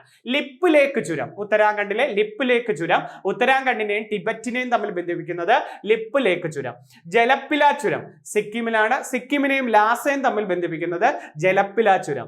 കാർത്തുങ്കുല ചുരം ലഡാക്കിലെ ലേ സിയാച്ചിൻ ഗ്ലേസർ കാർത്തുങ്കുല ചുരം. അപ്പൊ ലിപ്പ് ലേക്കും ചോദിക്കാം. ലിപ്പ് ലേക്ക് ഉത്തരാഖണ്ഡിലാണ്. ഈ സ്റ്റേറ്റും പഠിക്കണേ, ഏത് സ്റ്റേറ്റ് എന്ന് ചോദിക്കും. ഉത്തരാഖണ്ഡ് ടിബറ്റ്. ജലപ്പില ചുരം സിക്കിമിലാണ്. സിക്കിം ലാസ. കാർത്തുങ്കുല ചുരം ലഡാക്കിലാണ്. ലേ സിയാച്ചിൻ ഗ്ലേസർ. ദിഹാംഗ് ചുരം അരുണാചൽ പ്രദേശിലാണ്. അരുണാചൽ പ്രദേശ് മാണ്ഡില എന്ന് പറയുന്നത് ബർമയിലെ സ്ഥലം. അടുത്ത ലോഹങ്ങൾ, അയിരുകൾ അല്ലേ. ഇതെല്ലാം അറിയാം, എല്ലാം ഇമ്പോർട്ടൻ്റ് ആണെന്ന് അറിയാം. പക്ഷെ തരാതെ പോയാൽ പിന്നെ കഴിക്കല്ലേ, അതൊന്നും തന്നില്ലല്ലോ എന്ന്. ഏറ്റവും ആവർത്തിക്കുന്നതാ ആദ്യം എഴുതിയിരിക്കുന്നത്. മെർക്കുറിയുടെ ഏതാ? Cinnabar. Zinc calamine. Lead galena. Mercury cinnabar, zinc calamine, lead ഏതായിരുന്നു? കല്ലീന. അലൂമിനിയത്തിന്റെ അതിൽ ഏതാ? ബോക്സൈറ്റും ക്രയോലൈറ്റും പറയാം. ടൈറ്റാനിയം ഏത് പറയാം? ഇൽമനൈറ്റും റൂട്ടൈലും പറയാം. Thorium monazite. അപ്പൊ mercury cinnabar, zinc calamine, lead galena, aluminium ബോക്സൈറ്റും ക്രയോലൈറ്റും, ടൈറ്റാനിയം ഇൽമനൈറ്റും റൂട്ടൈലും. അടുത്ത thorium monazite. Uranium pitch blende. യുറേനിയത്തിന്റെ ഏതാണ്? Pitch blend. കാർണോറൈറ്റും പറയാം. വെള്ളി അർജന്റൈറ്റ്. സ്വർണം ബിസ്മത്തറൈറ്റ്. ചെമ്പ് മാലക്കൈറ്റ്, ചാൽക്കോപൈറൈറ്റ് കേട്ടോ. ചെമ്പിന്റെ ഏതൊക്കെയാ? മാലക്കൈറ്റ് ചോദിക്കാം. ചെമ്പ് ചാൽക്കോപൈറൈറ്റ്. ഇരുമ്പ് ഹേപ്മറ്റൈറ്റ്, മാഗ്നറ്റൈറ്റ്. സോഡിയം കല്ലുപ്പ്. കാൽസ്യം ചുണ്ണാമ്പ് കല്ലും ജിപ്സോ ഒക്കെ കാൽസ്യം നിങ്ങൾക്ക് പറയാം. ഡോളമൈറ്റും നമുക്ക്. അപ്പം യുറേനിയം പിച്ച് ബ്ലെൻഡ് നല്ലൊരു പോയിന്റ് ആണ്. വെള്ളി അർജന്റൈറ്റ്, സ്വർണ്ണ ബിസ്മത്തറൈറ്റ്, ചെമ്പ് മാലക്കൈറ്റും ചാൽക്കോപൈറൈറ്റും, ഇരുമ്പ് ഹേമറ്റൈറ്റ്, മാഗ്നറ്റൈറ്റ്, സോഡിയം കല്ലുപ്പ്, കാൽസ്യം ചുണ്ണാമ്പ് കല്ലും ജിപ്സവുമാണ്. Platinum പാട്രോനൈറ്റും, potassium കർണാലൈറ്റും. ഒന്ന് ഓർത്ത് വെച്ചിരിക്കുക. ചിലപ്പോൾ എല്ലാം സിമ്പിൾ ആയിട്ടുള്ള എല്ലാവരും പഠിക്കുമെന്ന് വെച്ചിട്ട് അവർ അപൂർവങ്ങളിൽ അപൂർവം എടുത്തുകൊണ്ട് വരും. അതുകൊണ്ടാണ് ഇതും കൂടെ അങ്ങ് പഠിച്ചിട്ട് പോണേ. Platinum patronite, potassium carnallite. അത് നോക്കിയാം. ഓക്കെ. അടുത്ത ഹരിതഗൃഹ പ്രഭാവം, അതും അറിയാം, എന്നാലും ഒന്ന് എഴുതാണല്ലോ. അന്തരീക്ഷത്തിലെ താപനില വർദ്ധിപ്പിക്കുന്ന വാതകങ്ങളാണ് ഹരിതഗൃഹ പ്രഭാവം. കണ്ടെത്തിയത് ജോസഫ് ഫോറിയർ. ഹരിതഗൃഹ പ്രഭാവം കണ്ടെത്തിയത് ആരാണ്? ജോസഫ് ഫോറിയർ ആണ് ഹരിതഗൃഹ പ്രഭാവം. ആഗോള താപനത്തിന്റെ പ്രധാന കാരണം ഹരിതഗൃഹ പ്രഭാവം അല്ലേ? ആണ്. പ്രധാന വാതകവും കൂടിയ അളവിലുള്ളതും കാർബൺ ഡൈ ഓക്സൈഡ് തന്നെയാണ്. ഹരിതഗൃഹ പ്രഭാവത്തിൽ ഏറ്റവും കൂടുതൽ അളവിലുള്ളത് ഏതാണ്? കാർബൺ ഡൈ ഓക്സൈഡ് തന്നെയാണ്. വാതകങ്ങൾ ഏതൊക്കെയുണ്ട്? Carbon dioxide, methane, chlorofluorocarbon, നീരാവി, ഓസോൺ, നൈട്രസ് ഓക്സൈഡ്. ഓർത്ത് നോക്കണേ, കാർബൺ ഡൈ ഓക്സൈഡ്, മീഥൈന്, ക്ലോറോഫ്ലൂറോ കാർബൺ, നീരാവി, ഓസോൺ, നൈട്രസ് ഓക്സൈഡ്. ഇത്രയാണ് ഹരിതഗൃഹ വാതകങ്ങൾ എന്ന് വിളിക്കുന്നത്. അനുഭവപ്പെടുന്ന അന്തരീക്ഷ പാളി ട്രോപ്പോസ്ഫിയർ. ഹരിതഗൃഹ പ്രഭാവം ഏത് അന്തരീക്ഷ പാളിയിലാണ്? ട്രോപ്പോസ്ഫിയറിലാണ് കാണപ്പെടുന്നത്. നിയന്ത്രിക്കാൻ നിലവിൽ വന്ന ഉടമ്പടിയാണ് ക്യോട്ടോ പ്രോട്ടോകോൾ. കേട്ടോ, ജപ്പാനിലെ ക്യോട്ടോ പ്രോട്ടോകോൾ ആണ് ഉടമ്പടി. നോക്കേ, വർഷം ഉടമ്പടി ഒപ്പുവെച്ചത് 97-ലാണെങ്കിലും ഈ ഉടമ്പടി നിലവിൽ വന്നത് 2005-ലാണ്. ക്യോട്ടോ പ്രോട്ടോകോൾ ആദ്യം ഉച്ചകോടി നടന്നത് എന്ന്, ഉച്ചകോടി അല്ലെങ്കിൽ ഉടമ്പടി ഒപ്പുവെച്ചത് 97-ലാണെങ്കിലും ഈ ഉടമ്പടി നിലവിൽ വന്നത് 2005-ലാണ്. ഭൂമിയെ പോലെ ഹരിതഗൃഹ പ്രഭാവം അനുഭവപ്പെടുന്ന ഒരു ഗ്രഹമാണ് ശുക്രൻ. പ്രഭാവം അനുഭവപ്പെടുന്ന ഒരു ഗ്രഹം ഏതാണ്? ശുക്രനാണ്. ഏറ്റവും കൂടുതൽ ഹരിതഗൃഹ വാതകങ്ങൾ പുറത്തുവിടുന്ന രാജ്യം അമേരിക്കക്കാരാണ്. അമേരിക്കക്കാർ. അപ്പൊ ഏറ്റവും കൂടുതലുള്ളത് ഏതാ? കാർബൺ ഡൈ ഓക്സൈഡ് ആണ്. പ്രധാന പ്രത്യാഘാതങ്ങൾ എന്തൊക്കെയാണ്? ഈ ഹരിതഗൃഹ പ്രവാഹം കൂടിയാൽ ഉണ്ടാവുന്ന പ്രത്യാഘാതങ്ങൾ: ധ്രുവമേഖലകളിലെ മഞ്ഞുരുകുന്നു, സമുദ്രജല നിരപ്പ് ഉയരുന്നു, മഴയുടെ ഘടനയിൽ വ്യത്യാസമുണ്ടാകുന്നു, പക്ഷികളുടെയും മൃഗങ്ങളുടെയും കൂട്ട പലായനങ്ങൾ ഉണ്ടാകുന്നു, മരുവൽക്കരണം സംഭവിക്കുന്നു. അപ്പൊ ധ്രുവമേഖലകളിൽ മഞ്ഞുരുകുന്നു, സമുദ്രജലനിരപ്പ് ഉയരുന്നു, മഴയുടെ ഘടനയിൽ വ്യത്യാസം ഉണ്ടാകുന്നു, പക്ഷികളുടെയും മൃഗങ്ങളുടെയും കൂട്ടപലായനം ഉണ്ടാകുന്നു, മരുവൽക്കരണം സംഭവിക്കുന്നു. ഇതൊക്കെയാണ്. ഓക്കെ, കായിക ഇനങ്ങൾ, കളിക്കാരുടെ എണ്ണം, അതും എനിക്ക് തോന്നുന്നു ഇപ്പൊ വനിതാ കോൺസ്റ്റബിൾ പരീക്ഷയ്ക്ക് പോളോ കളിയിൽ എത്ര പേരുണ്ടെന്ന് ചോദിച്ചായിരുന്നു, അതുകൊണ്ടാണ് ഒന്ന് എഴുതിയത്. ഏറ്റവും ചെറുത് തൊട്ട് നോക്കാം. ബീച്ച് വോളിബോൾ 2, പോളോയിൽ ഒരു കളിയിൽ എത്ര പേരുണ്ടാവണം? 4, ബാസ്കറ്റ് ബോളിൽ 5. Beach volleyball 2, polo 4, basketball എത്രയാണ്? ബാസ്കറ്റ് ബോൾ 5 ആണ്. വനിതാ ബാസ്കറ്റ് ബോൾ എന്ന് എടുത്ത് ചോദിച്ചാലും 5 തന്നെ പഠിച്ചാൽ മതി. വോളിബോൾ 6, ഐസ് ഹോക്കിയിലും 6. വോളിബോളിലും ഐസ് ഹോക്കിയിലും 6, കബഡിയിലും വാട്ടർ പോളോയിലും 7. ഇതിപ്പം പരീക്ഷയ്ക്ക് ചോദിച്ചതേ ഉള്ളൂ. കബഡിയിലും വാട്ടർ പോളോയിലും 7. ബേസ്ബോൾ ഉണ്ടല്ലോ, അമേരിക്കയുടെ ദേശീയ വിനോദം. ബേസ്ബോളിൽ 9 പേരാണ്. ബേസ്ബോളിൽ 9. കോക്കോ കളിയിൽ 9. കോക്കോ കളിയിൽ എത്രയാണ്? കോക്കോയിലും 9. ബേസ്ബോളിലും കോക്കോയിലും 9. ക്രിക്കറ്റ്, ഫുട്ബോൾ, ഹോക്കിയിൽ എത്ര? 11. റഗ്ബിയിൽ 15 പേരും. അപ്പം ബീച്ച് വോളിബോൾ 2, പോളോയിൽ 4, ബാസ്കറ്റ് ബോളിൽ 5, വോളിബോളിലും ഐസ് ഹോക്കിയിലും 6, കബഡിയിലും വാട്ടർ പോളോയിലും 7, കോക്കോ കളിയിലും ബേസ്ബോളിലും 9, ക്രിക്കറ്റ്, ഫുട്ബോൾ, ഹോക്കിയിൽ 11, റഗ്ബിയിൽ എത്ര പേരാണ്? റഗ്ബിയിൽ 15 പേര്. കിട്ടുമല്ലോ അത്. അടുത്തത് തിണ സങ്കല്പം ഒന്ന് പഠിച്ചേരെ. തിണ സങ്കല്പം ചിലപ്പോൾ പഴയ കാലഘട്ടമാണെങ്കിലും തിണയൊക്കെ ചോദിച്ചിട്ടുണ്ട്. കുറിഞ്ചി തിണയിലെ പ്രധാനപ്പെട്ടതാണ്. കുറിഞ്ചി എന്താണ്? കുറിഞ്ചി എന്ന് പറഞ്ഞാൽ അത് പർവ്വത പ്രദേശമായിരിക്കും. അവിടുത്തെ ആരാധനാ മൂർത്തി ചേയോനാണ്. അപ്പൊ കുറിഞ്ചി പർവ്വത പ്രദേശം. മുല്ലൈ കുന്നുകളും താഴ്വരകളും ഉള്ളതാണ്. മുല്ലൈ എന്താണ്? കുന്നുകളും താഴ്വരകളും. മുല്ലൈ മായോൻ പുൽമേട്, പുൽമേട് എന്നൊക്കെ ചോദിക്കാറുണ്ട്. മുല്ലൈ, പുൽമേട്, കേട്ടോ, പുൽമേട്, താഴ്വര, കുന്നുകൾ, ഇതൊക്കെ മായോൻ ആണ് അവിടുത്തെ. പാലൈ വരണ്ട പ്രദേശം. പാലൈ വരണ്ട പ്രദേശം. മരുതം കൃഷിഭൂമി. മരുതം ഏതാ? കൃഷിഭൂമി. നെയ്തൽ തീരപ്രദേശം. അവിടുത്തേത് കടലോണാണ് ആരാധനാമൂർത്തി. മരുതത്തിലത് വേന്തൻ, പാലയിലേത് കൊറ്റവൈ. അപ്പൊ ഒന്നും കൂടെ ഒന്ന് പഠിച്ചേടെ. തിണാസങ്കല്പം, കുറിഞ്ചി പർവ്വത പ്രദേശം, മുല്ലൈ പുൽമേട്. പുൽമേട്, താഴ്വര, കുന്ന്, ഇതെല്ലാം നമുക്ക് പറയാം. മുല്ലൈ, പാലൈ വരണ്ട പ്രദേശം, മരുതം നദീതടം കൃഷിഭൂമി. മരുതം കൃഷിഭൂമി. നെയ്തൽ തീരപ്രദേശം. നെയ്തൽ ഏതാ? തീരപ്രദേശം. അതങ്ങ് പഠിച്ചു വെച്ചിരിക്കണേ. അടുത്തത് അയനാന്തങ്ങൾ ചോദിച്ചിട്ടുണ്ട്. LDCക്ക് അയനാന്തങ്ങൾ ചോദിക്കുക, എളുപ്പമാണ്. ഉത്തര അയനാന്തം അഥവാ ഗ്രീഷ്മ അയനാന്തം അഥവാ കർക്കിട അയനാന്തം. ഇങ്ങനൊന്നും അല്ല ചോദിക്കുന്നത്. നിങ്ങൾക്ക് ജൂൺ 21 തന്നിട്ട് ഉത്തരാർദ്ധ ഗോളത്തിൽ ദൈർഘ്യം കൂടിയ പകൽ അനുഭവപ്പെടുന്ന ദിവസം ഏത്, അല്ലെങ്കിൽ ദക്ഷിണാർദ്ധ ഗോളത്തിൽ ദൈർഘ്യം കൂടിയ രാത്രി അനുഭവപ്പെടുന്നത്. ജൂൺ 21. അതുകൊണ്ടാണ് ജൂൺ 21 യോഗാ ദിനം എന്ന് വിളിക്കുന്നത്. എന്തുകൊണ്ടാ? ഉത്തരാർദ്ധഗോളത്തിൽ ഏറ്റവും ദൈർഘ്യം കൂടിയ പകൽ അനുഭവപ്പെടുന്ന ജൂൺ 21 എന്ത് വിളിക്കുന്നു? യോഗാ ദിനം എന്ന് വിളിക്കുന്നു. ദക്ഷിണാർദ്ധഗോളത്തിൽ ദൈർഘ്യം കൂടിയ രാത്രി. ഇനി ദക്ഷിണ അയനാന്തം കണ്ടോ? ഡിസംബർ 22.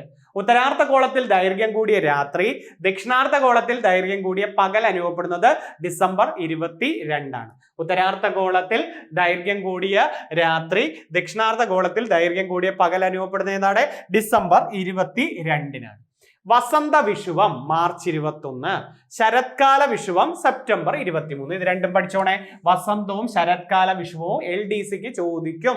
വസന്തം മാർച്ച് 21, ശരത്കാല വിഷുവം സെപ്റ്റംബർ 21. ഇനി പെരിഹീലിയൻ എന്നാ സൂര്യനും സൂര്യനിൽ നിന്നും അടുത്ത് വരുന്നത് പെരിഹീലിയൻ, ദൂരെ പോകുന്നത് അപ്ഹീലിയൻ. അത് പെരിഹീലിയൻ ജനുവരി 3, aphelion July 4. Very very important. Perihelion ജനുവരി 3, അപ്ഹീലിയൻ ജൂലൈ 4. സമരാത്ര ദിനങ്ങൾ തുല്യമായി വരുന്നത് ഈ വിഷുവങ്ങളാണ്. മാർച്ച് 21 സെപ്റ്റംബർ 23 എന്ത് വിളിക്കാം?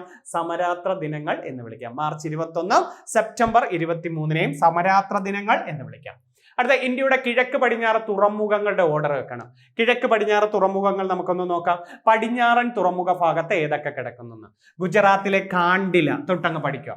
ഗുജറാത്തിലെ കാണ്ടില, മുംബൈ, നാവശേവ. മുംബൈ തുറമുഖത്തിന്റെ തിരക്കൊഴിവാക്കാൻ വന്ന തുറമുഖമല്ലേ നാവശേവ. പിന്നെ മർമഗോവ, പിന്നെ കർണാടകയിലെ മംഗലാപുരം, കൊച്ചി. മംഗലാപുരം അഥവാ ന്യൂ മാംഗ്ലൂർ എന്നും പറയാം കേട്ടോ. അപ്പം പടിഞ്ഞാറ് ഭാഗത്ത് ആരൊക്കെ കിടക്കുന്നത്? കാണ്ടില, മുംബൈ, നാവശേവ, മർമഗോവ, മംഗലാപുരം, കൊച്ചി. ഇപ്പം വിഴിഞ്ഞം തുറമുഖവും കൂടെ ഉണ്ട് അല്ലേ.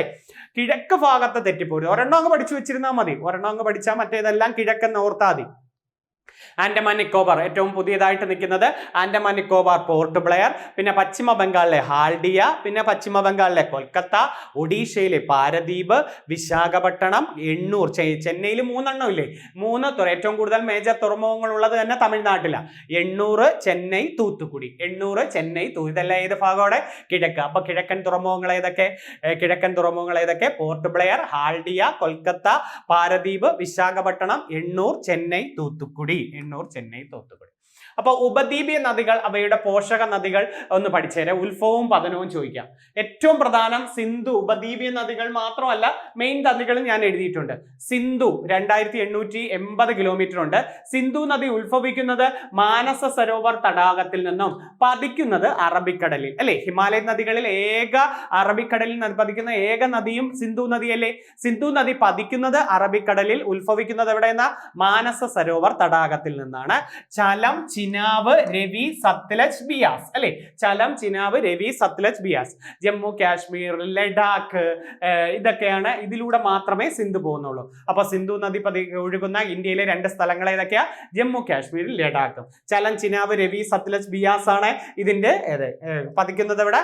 പതിക്കുന്നത് അറബിക്കടൽ. ഗംഗ നോക്കെ 2525 കിലോമീറ്റർ. ഹിമാദ്രി ഗംഗോത്രി, ഹിമാദ്രി ഉത്തരാഖണ്ഡ് ഭാഗത്ത് നിന്നാണ്. യമുന, സോൺ, ഘാഗ്ര, കോസി, ഗാണ്ഡക് ഇതൊക്കെ ഗംഗയുടെ പോഷക നദികളാണ്. ഗംഗയുടെ പ്രധാനപ്പെട്ട പോഷക നദി യമുനയാണ്. സോണ്, ഘാഗ്ര, കോസി, ഗാണ്ഡക്. ഉത്തരാഖണ്ഡ്, ഉത്തർപ്രദേശ്, ബീഹാർ, പശ്ചിമ ബംഗാൾ, ജാർഖണ്ഡ്. ഗംഗാ നദി ഒഴുകുന്ന പ്രധാനപ്പെട്ട 5 സംസ്ഥാനങ്ങൾ ഏതൊക്കെയെന്ന് നോക്കിയാൽ ഏറ്റവും കൂടുതൽ ഒഴുകുന്നത് ഉത്തർപ്രദേശിലാണ്. ഉത്തരാഖണ്ഡ്, ഉത്തർപ്രദേശ്, ബീഹാർ, പശ്ചിമ ബംഗാൾ, ജാർഖണ്ഡ്. പതിക്കുന്നത് ബംഗാൾ ഉൾക്കടലിൽ. അപ്പൊ തുടങ്ങുന്നത് എവിടെ നിന്നാണ്? ഗംഗോത്രിയിൽ നിന്നും തുടങ്ങുന്നു, പതിക്കുന്നത് ബംഗാൾ ഉൾക്കടലിൽ. അടുത്ത ബ്രഹ്മപുത്ര, ചെമുദുങ് ഹിമാനി. ഹിമാനി ടിബറ്റിലെ ഹിമാനിയിൽ നിന്നാണ് പതിക്കുന്നത് ബംഗാൾ ഉൾക്കടലിൽ തന്നെ. ഇവരുടെ പോഷക നദി കണ്ടോ? സുബൻസിരി ഏറ്റവും വലിയ പോഷക നദിയാണ്. ബ്രഹ്മപുത്രയുടെ ഏറ്റവും വലിയ പോഷക നദി ഏതാ? സുബൻസിരി. ടീസ്റ്റ, മാനസ്, ലോഹിത് ഇതൊക്കെ ഏറ്റവും വലിയ പോഷക നദി. അരുണാചൽ പ്രദേശ്, ആസാമിലാണ് പ്രധാനമായിട്ടും ഇന്ത്യയിലെ ബ്രഹ്മപുത്ര നദി ഉള്ളത്. അപ്പൊ ടീസ്റ്റ, മാനസ്, ലോഹിത് ഒക്കെ ഉണ്ട്. അടുത്തത് മഹാനദി. സിംഹാവ മലനിര, ഛത്തീസ്ഗഡിലെ സിംഹാവ മലനിരയിൽ നിന്ന് ഉത്ഭവിച്ച് ബംഗാൾ ഉൾക്കടലിൽ. ഇബ്, ടെല്ല്, ജോങ് പോഷക നദികൾ പഠിക്കണം. ഇബ്, ടെല്ല്, ജോങ്. പിന്നെ ഗോദാവരി ത്രയംബക കുന്ന്, നാസിക്, മഹാരാഷ്ട്രയിലെ നാസിക്കിലെ ത്രയംബക കുന്നിൽ നിന്ന് വന്നു ബംഗാൾ ഉൾക്കടലിൽ പതിക്കുന്നു. പോഷക നദി ഇന്ദ്രാവതി, ശബരി, പെൻഗംഗ, മഞ്ചീര. കേട്ടോ, സംസ്ഥാനങ്ങൾ മഹാരാഷ്ട്ര, ആന്ധ്രാപ്രദേശ്, തെലങ്കാന. മറ്റേത് ഛത്തീസ്ഗഡ്, ഒഡീഷ. സംസ്ഥാനം പഠിക്കണം, പഠിച്ചേ പറ്റൂ. ഇതെല്ലാം കറക്റ്റ് നല്ലൊരു പോയിന്റ് ആയിട്ടാണ് കിടക്കുന്നത്. അടുത്ത കൃഷ്ണ 1400 ആണ്. മഹാരാഷ്ട്രയിലെ മഹാബലീശ്വറിൽ നിന്നും ഭീമ, തുംഗഭദ്ര, മുസി, മാലപ്രഭ, കൊയ്ന. ഭീമ, തുംഗഭദ്ര, മുസി, മാലപ്രഭ, കൊയ്ന. പോഷക നദികൾ നല്ല ഓണം ഒന്ന് റിവിഷൻ നടത്തിയേക്കണേ. കർണാടകയിൽ പോകുന്നുണ്ട്, ആന്ധ്രാപ്രദേശ് ഉണ്ട്, മഹാരാഷ്ട്രയുണ്ട്, തെലങ്കാനയുണ്ട്. ബംഗാൾ ഉൾക്കടലിലാണ് പതിക്കുന്നത്. സ്റ്റേറ്റുകൾ പഠിച്ചേ പറ്റൂ, പോഷക നദികളും പഠിച്ചേ പറ്റുകയുള്ളൂ. നിങ്ങൾ പഠിച്ചേ പറ്റൂ. അത് കാരണം ആവർത്തിക്കുന്നുണ്ട്, പല ചോദ്യ പേപ്പറിലും ആവർത്തിക്കുന്നത് കൊണ്ടാണ്. അടുത്ത കാവേരി കണ്ടോ, 800 കിലോമീറ്റർ. തലക്കാവേരിയിലെ, കർണാടകയിലെ കുടകിലെ ബ്രഹ്മഗിരി കുന്നിലെ തലക്കാവേരിയിൽ നിന്നാണ് ഇത് ഉത്ഭവിക്കുന്നത്. കാവേരി പതിക്കുന്നത് ബംഗാൾ കടൽ തന്നെ. കബനി, ബാമ്പാർ, അമരാവതി. ഈ അടുത്ത കാലത്ത് ചോദിച്ചതാ, അമരാവതി ഏത് നദിയുടെ പോഷക നദി? കാവേരി, ആർക്കാവതി. അപ്പൊ കബനി, പാമ്പാറും ഒക്കെ ഏത് നദിയുടെ പോഷക നദിയുടെ? കാവേരി. തമിഴ്നാട്, കർണാടക. നർമ്മദാ നദി നോക്കിയാൽ 1312 കിലോമീറ്റർ. നർമ്മദാ നദി അമർകണ്ടക് കുന്നുകൾ, ഛത്തീസ്ഗഡിലെ മൈക്കല നിരയിലെ അമർകണ്ട് കുന്നുകളിൽ നിന്നും. ഹിരണ്, ഷേർ, താവ, ബെഞ്ചാർ. കേട്ടോ, നർമ്മദയുടെ പോഷക നദികളാണ് ഹിരണ്, ഷേർ, താവ, ബെഞ്ചാർ. താവ ഫേമസ് പോഷക നദിയാണ് താവ. മധ്യപ്രദേശ്, മഹാരാഷ്ട്ര, ഗുജറാത്തിലുണ്ട്. കണ്ടോ, നർമ്മദ പതിക്കുന്നത് അറബിക്കടൽ. നർമ്മദ പതിക്കുന്നത് എവിടെയാണ്? അറബിക്കടൽ. നമുക്കറിയാം ഉപദ്വീപ് ഇന്ത്യയിലെ 2 നദികളല്ലേ പ്രധാനപ്പെട്ടത്, നർമ്മദയും താപ്തിയും അറബിക്കടലിലാണ് പതിക്കുന്നത്. ഇനി ഒരെണ്ണം കൂടെ അങ്ങ് പഠിച്ചേരെ. താപ്തി നദി, അതായത് മധ്യപ്രദേശിലെ ബൈത്തുൾ, മുൾട്ടായി, സത്പുര നിരകളിൽ. ഗിർണയും അർണറും മഹാരാഷ്ട്ര, ഗുജറാത്ത്, മധ്യപ്രദേശാണ് അറബിക്കടലിൽ പതിക്കുന്നത്. അപ്പൊ താപ്തിയുടെ 2 പോഷക നദികൾ പഠിച്ചേരെ. ഗിർന, അനറാണ് അല്ലെ. കക്രപ്പാറ പദ്ധതി താപ്തി നദിയിലാണ്. ഉഖായി പദ്ധതി താപ്തി നദിയിലാണ്, ഗുജറാത്തിൽ ഫേമസ് ആയിട്ടുള്ള. കേട്ടോ, കക്ര.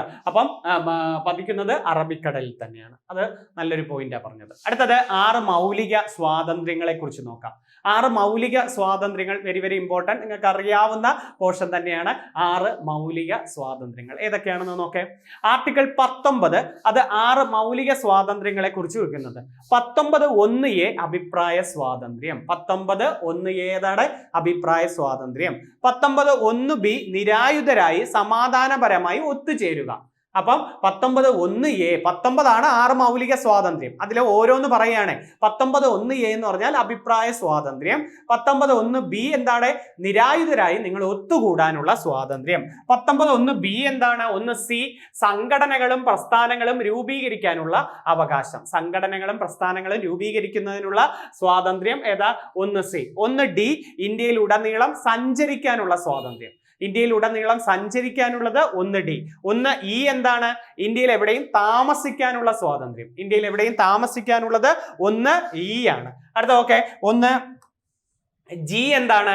ഇഷ്ടമുള്ള ജോലി ചെയ്യുന്നതിനും സ്വന്തമായി വ്യവസായം, കച്ചവടം എന്നിവ തുടങ്ങുന്നതിനും നടത്തുന്നതിനുള്ള സ്വാതന്ത്ര്യം. 1F ഇല്ലായിരുന്നല്ലോ. 1F എന്തായിരുന്നു? സ്വത്തവകാശവുമായി ബന്ധപ്പെട്ട സ്വാതന്ത്ര്യം. 44ാം ഭേദഗതിയിലൂടെ മൗലികാവകാശത്തിൽ നിന്ന് ഇത് എടുത്തു കളഞ്ഞു. ഇപ്പൊ അത് 300A കിടക്കുന്നത്. അപ്പം എല്ലാം ഒന്നും കൂടെ ഒന്ന് നോക്കട്ടെ. 6 മൗലിക സ്വാതന്ത്ര്യങ്ങൾ ഒന്നും കൂടെ നോക്കേ. 19(1)A അഭിപ്രായ സ്വാതന്ത്ര്യം. 19(1)B നിരായുധരായിട്ട് ഒത്തുചേരാനുള്ള സ്വാതന്ത്ര്യം. 1C സംഘടന രൂപീകരിക്കുക. 1D ഇന്ത്യയിൽ എവിടെയും സഞ്ചരിക്കുക. 1E ഇന്ത്യയിൽ എവിടെയും താമസിക്കുക. പിന്നെ F ഇല്ല. FG ഇഷ്ടമുള്ള ജോലി ചെയ്യുക, സ്വന്തമായിട്ട് വ്യവസായം, കച്ചവടം എന്ന് തുടങ്ങുന്നതിന് നടത്തുന്നതിനുള്ള സ്വാതന്ത്ര്യമാണ് 1G എന്ന് വിളിക്കുന്നത്. 1F എടുത്തു കളഞ്ഞു, സ്വത്തവകാശമായിരുന്നു. അടുത്തത് വൈദേശിക കടന്നുകയറ്റമോ യുദ്ധമോ ഉണ്ടാകുന്ന സന്ദർഭങ്ങളിൽ അടിയന്തരാവസ്ഥ പ്രഖ്യാപിച്ചാൽ മാത്രമേ ആർട്ടിക്കിൾ 19 നിരോധിക്കാൻ കഴിയുകയുള്ളൂ. ഈ 6 മൗലിക സ്വാതന്ത്ര്യങ്ങളും നിരോധിക്കാൻ വൈദേശികമായ കടന്നുകയറ്റമോ യുദ്ധമോ ഉണ്ടാകുന്ന സന്ദർഭങ്ങളിൽ അടിയന്തരാവസ്ഥ പ്രഖ്യാപിച്ചാൽ മാത്രമേ ആർട്ടിക്കിൾ 19 നിരോധിക്കാൻ കഴിയൂ. അടുത്ത സ്ത്രീധന നിരോധന നിയമം. ജസ്റ്റ് മെയിൻ പോയിന്റ് എഴുതിയിട്ടുള്ളൂ. നോക്കേ. 61 മെയ് 20 രാഷ്ട്രപതി അംഗീകരിച്ചെങ്കിലും നിലവിൽ വന്നത് 61 ജൂലൈ 1 അപ്പൊ സ്ത്രീധന നിരോധന നിയമം നിലവിൽ വന്നതെന്ന 1961 ജൂലൈ 1. പാർലമെന്റിന്റെ ആദ്യത്തെ സംയുക്ത സമ്മേളനമല്ലേ? ആണ്. പാർലമെന്റിന്റെ ആദ്യത്തെ സംയുക്ത സമ്മേളനം 61-ലെ സ്ത്രീധന നിരോധന നിയമമായിരുന്നു. നിർഭയ ദിനം ഡിസംബർ 16, ദേശീയ വനിതാ ദിനം ഫെബ്രുവരി 13. ദേശീയ വനിതാ ദിനം ആരുടെ ജന്മദിനം? സരോജിനി നായിഡുവിന്റെ. അല്ലാതെ വനിതാ ദിനം എന്ന മാർച്ച് 8, വനിതാ ദിനം മാർച്ച് 8. ദേശീയ വനിതാ ദിനം ചോദിച്ചാൽ ഫെബ്രുവരി 13 സരോജിനി നായിഡുവിന്റെ ജന്മദിനമാണ് ദേശീയ വനിതാ ദിനം നമ്മൾ പറയുന്നത്. വനിതാ ദിനം മാർച്ച് 8. സ്ത്രീധനം ആവശ്യപ്പെട്ടാൽ ശിക്ഷ എത്രയാണ്? ആവശ്യപ്പെട്ടാൽ ശിക്ഷ 6 മാസം മുതൽ 2 വർഷം വരെ തടവും 10,000 രൂപ പിഴയുമാണ്. സ്ത്രീധനം വാങ്ങിക്കുകയോ കൊടുക്കുകയോ ചെയ്താലുള്ള ശിക്ഷ 5 വർഷത്തിൽ കുറയാത്ത തടവും 10,000 രൂപ പിഴയും സ്ത്രീധനത്തിന്റെ മൊത്തം മൂല്യപ്പിഴയും ഇടാവുന്നതാണ്. അപ്പൊ സ്ത്രീധനം ആവശ്യപ്പെട്ടാൽ 6 മാസം മുതൽ 2 വർഷം വരെ തടവും 10,000.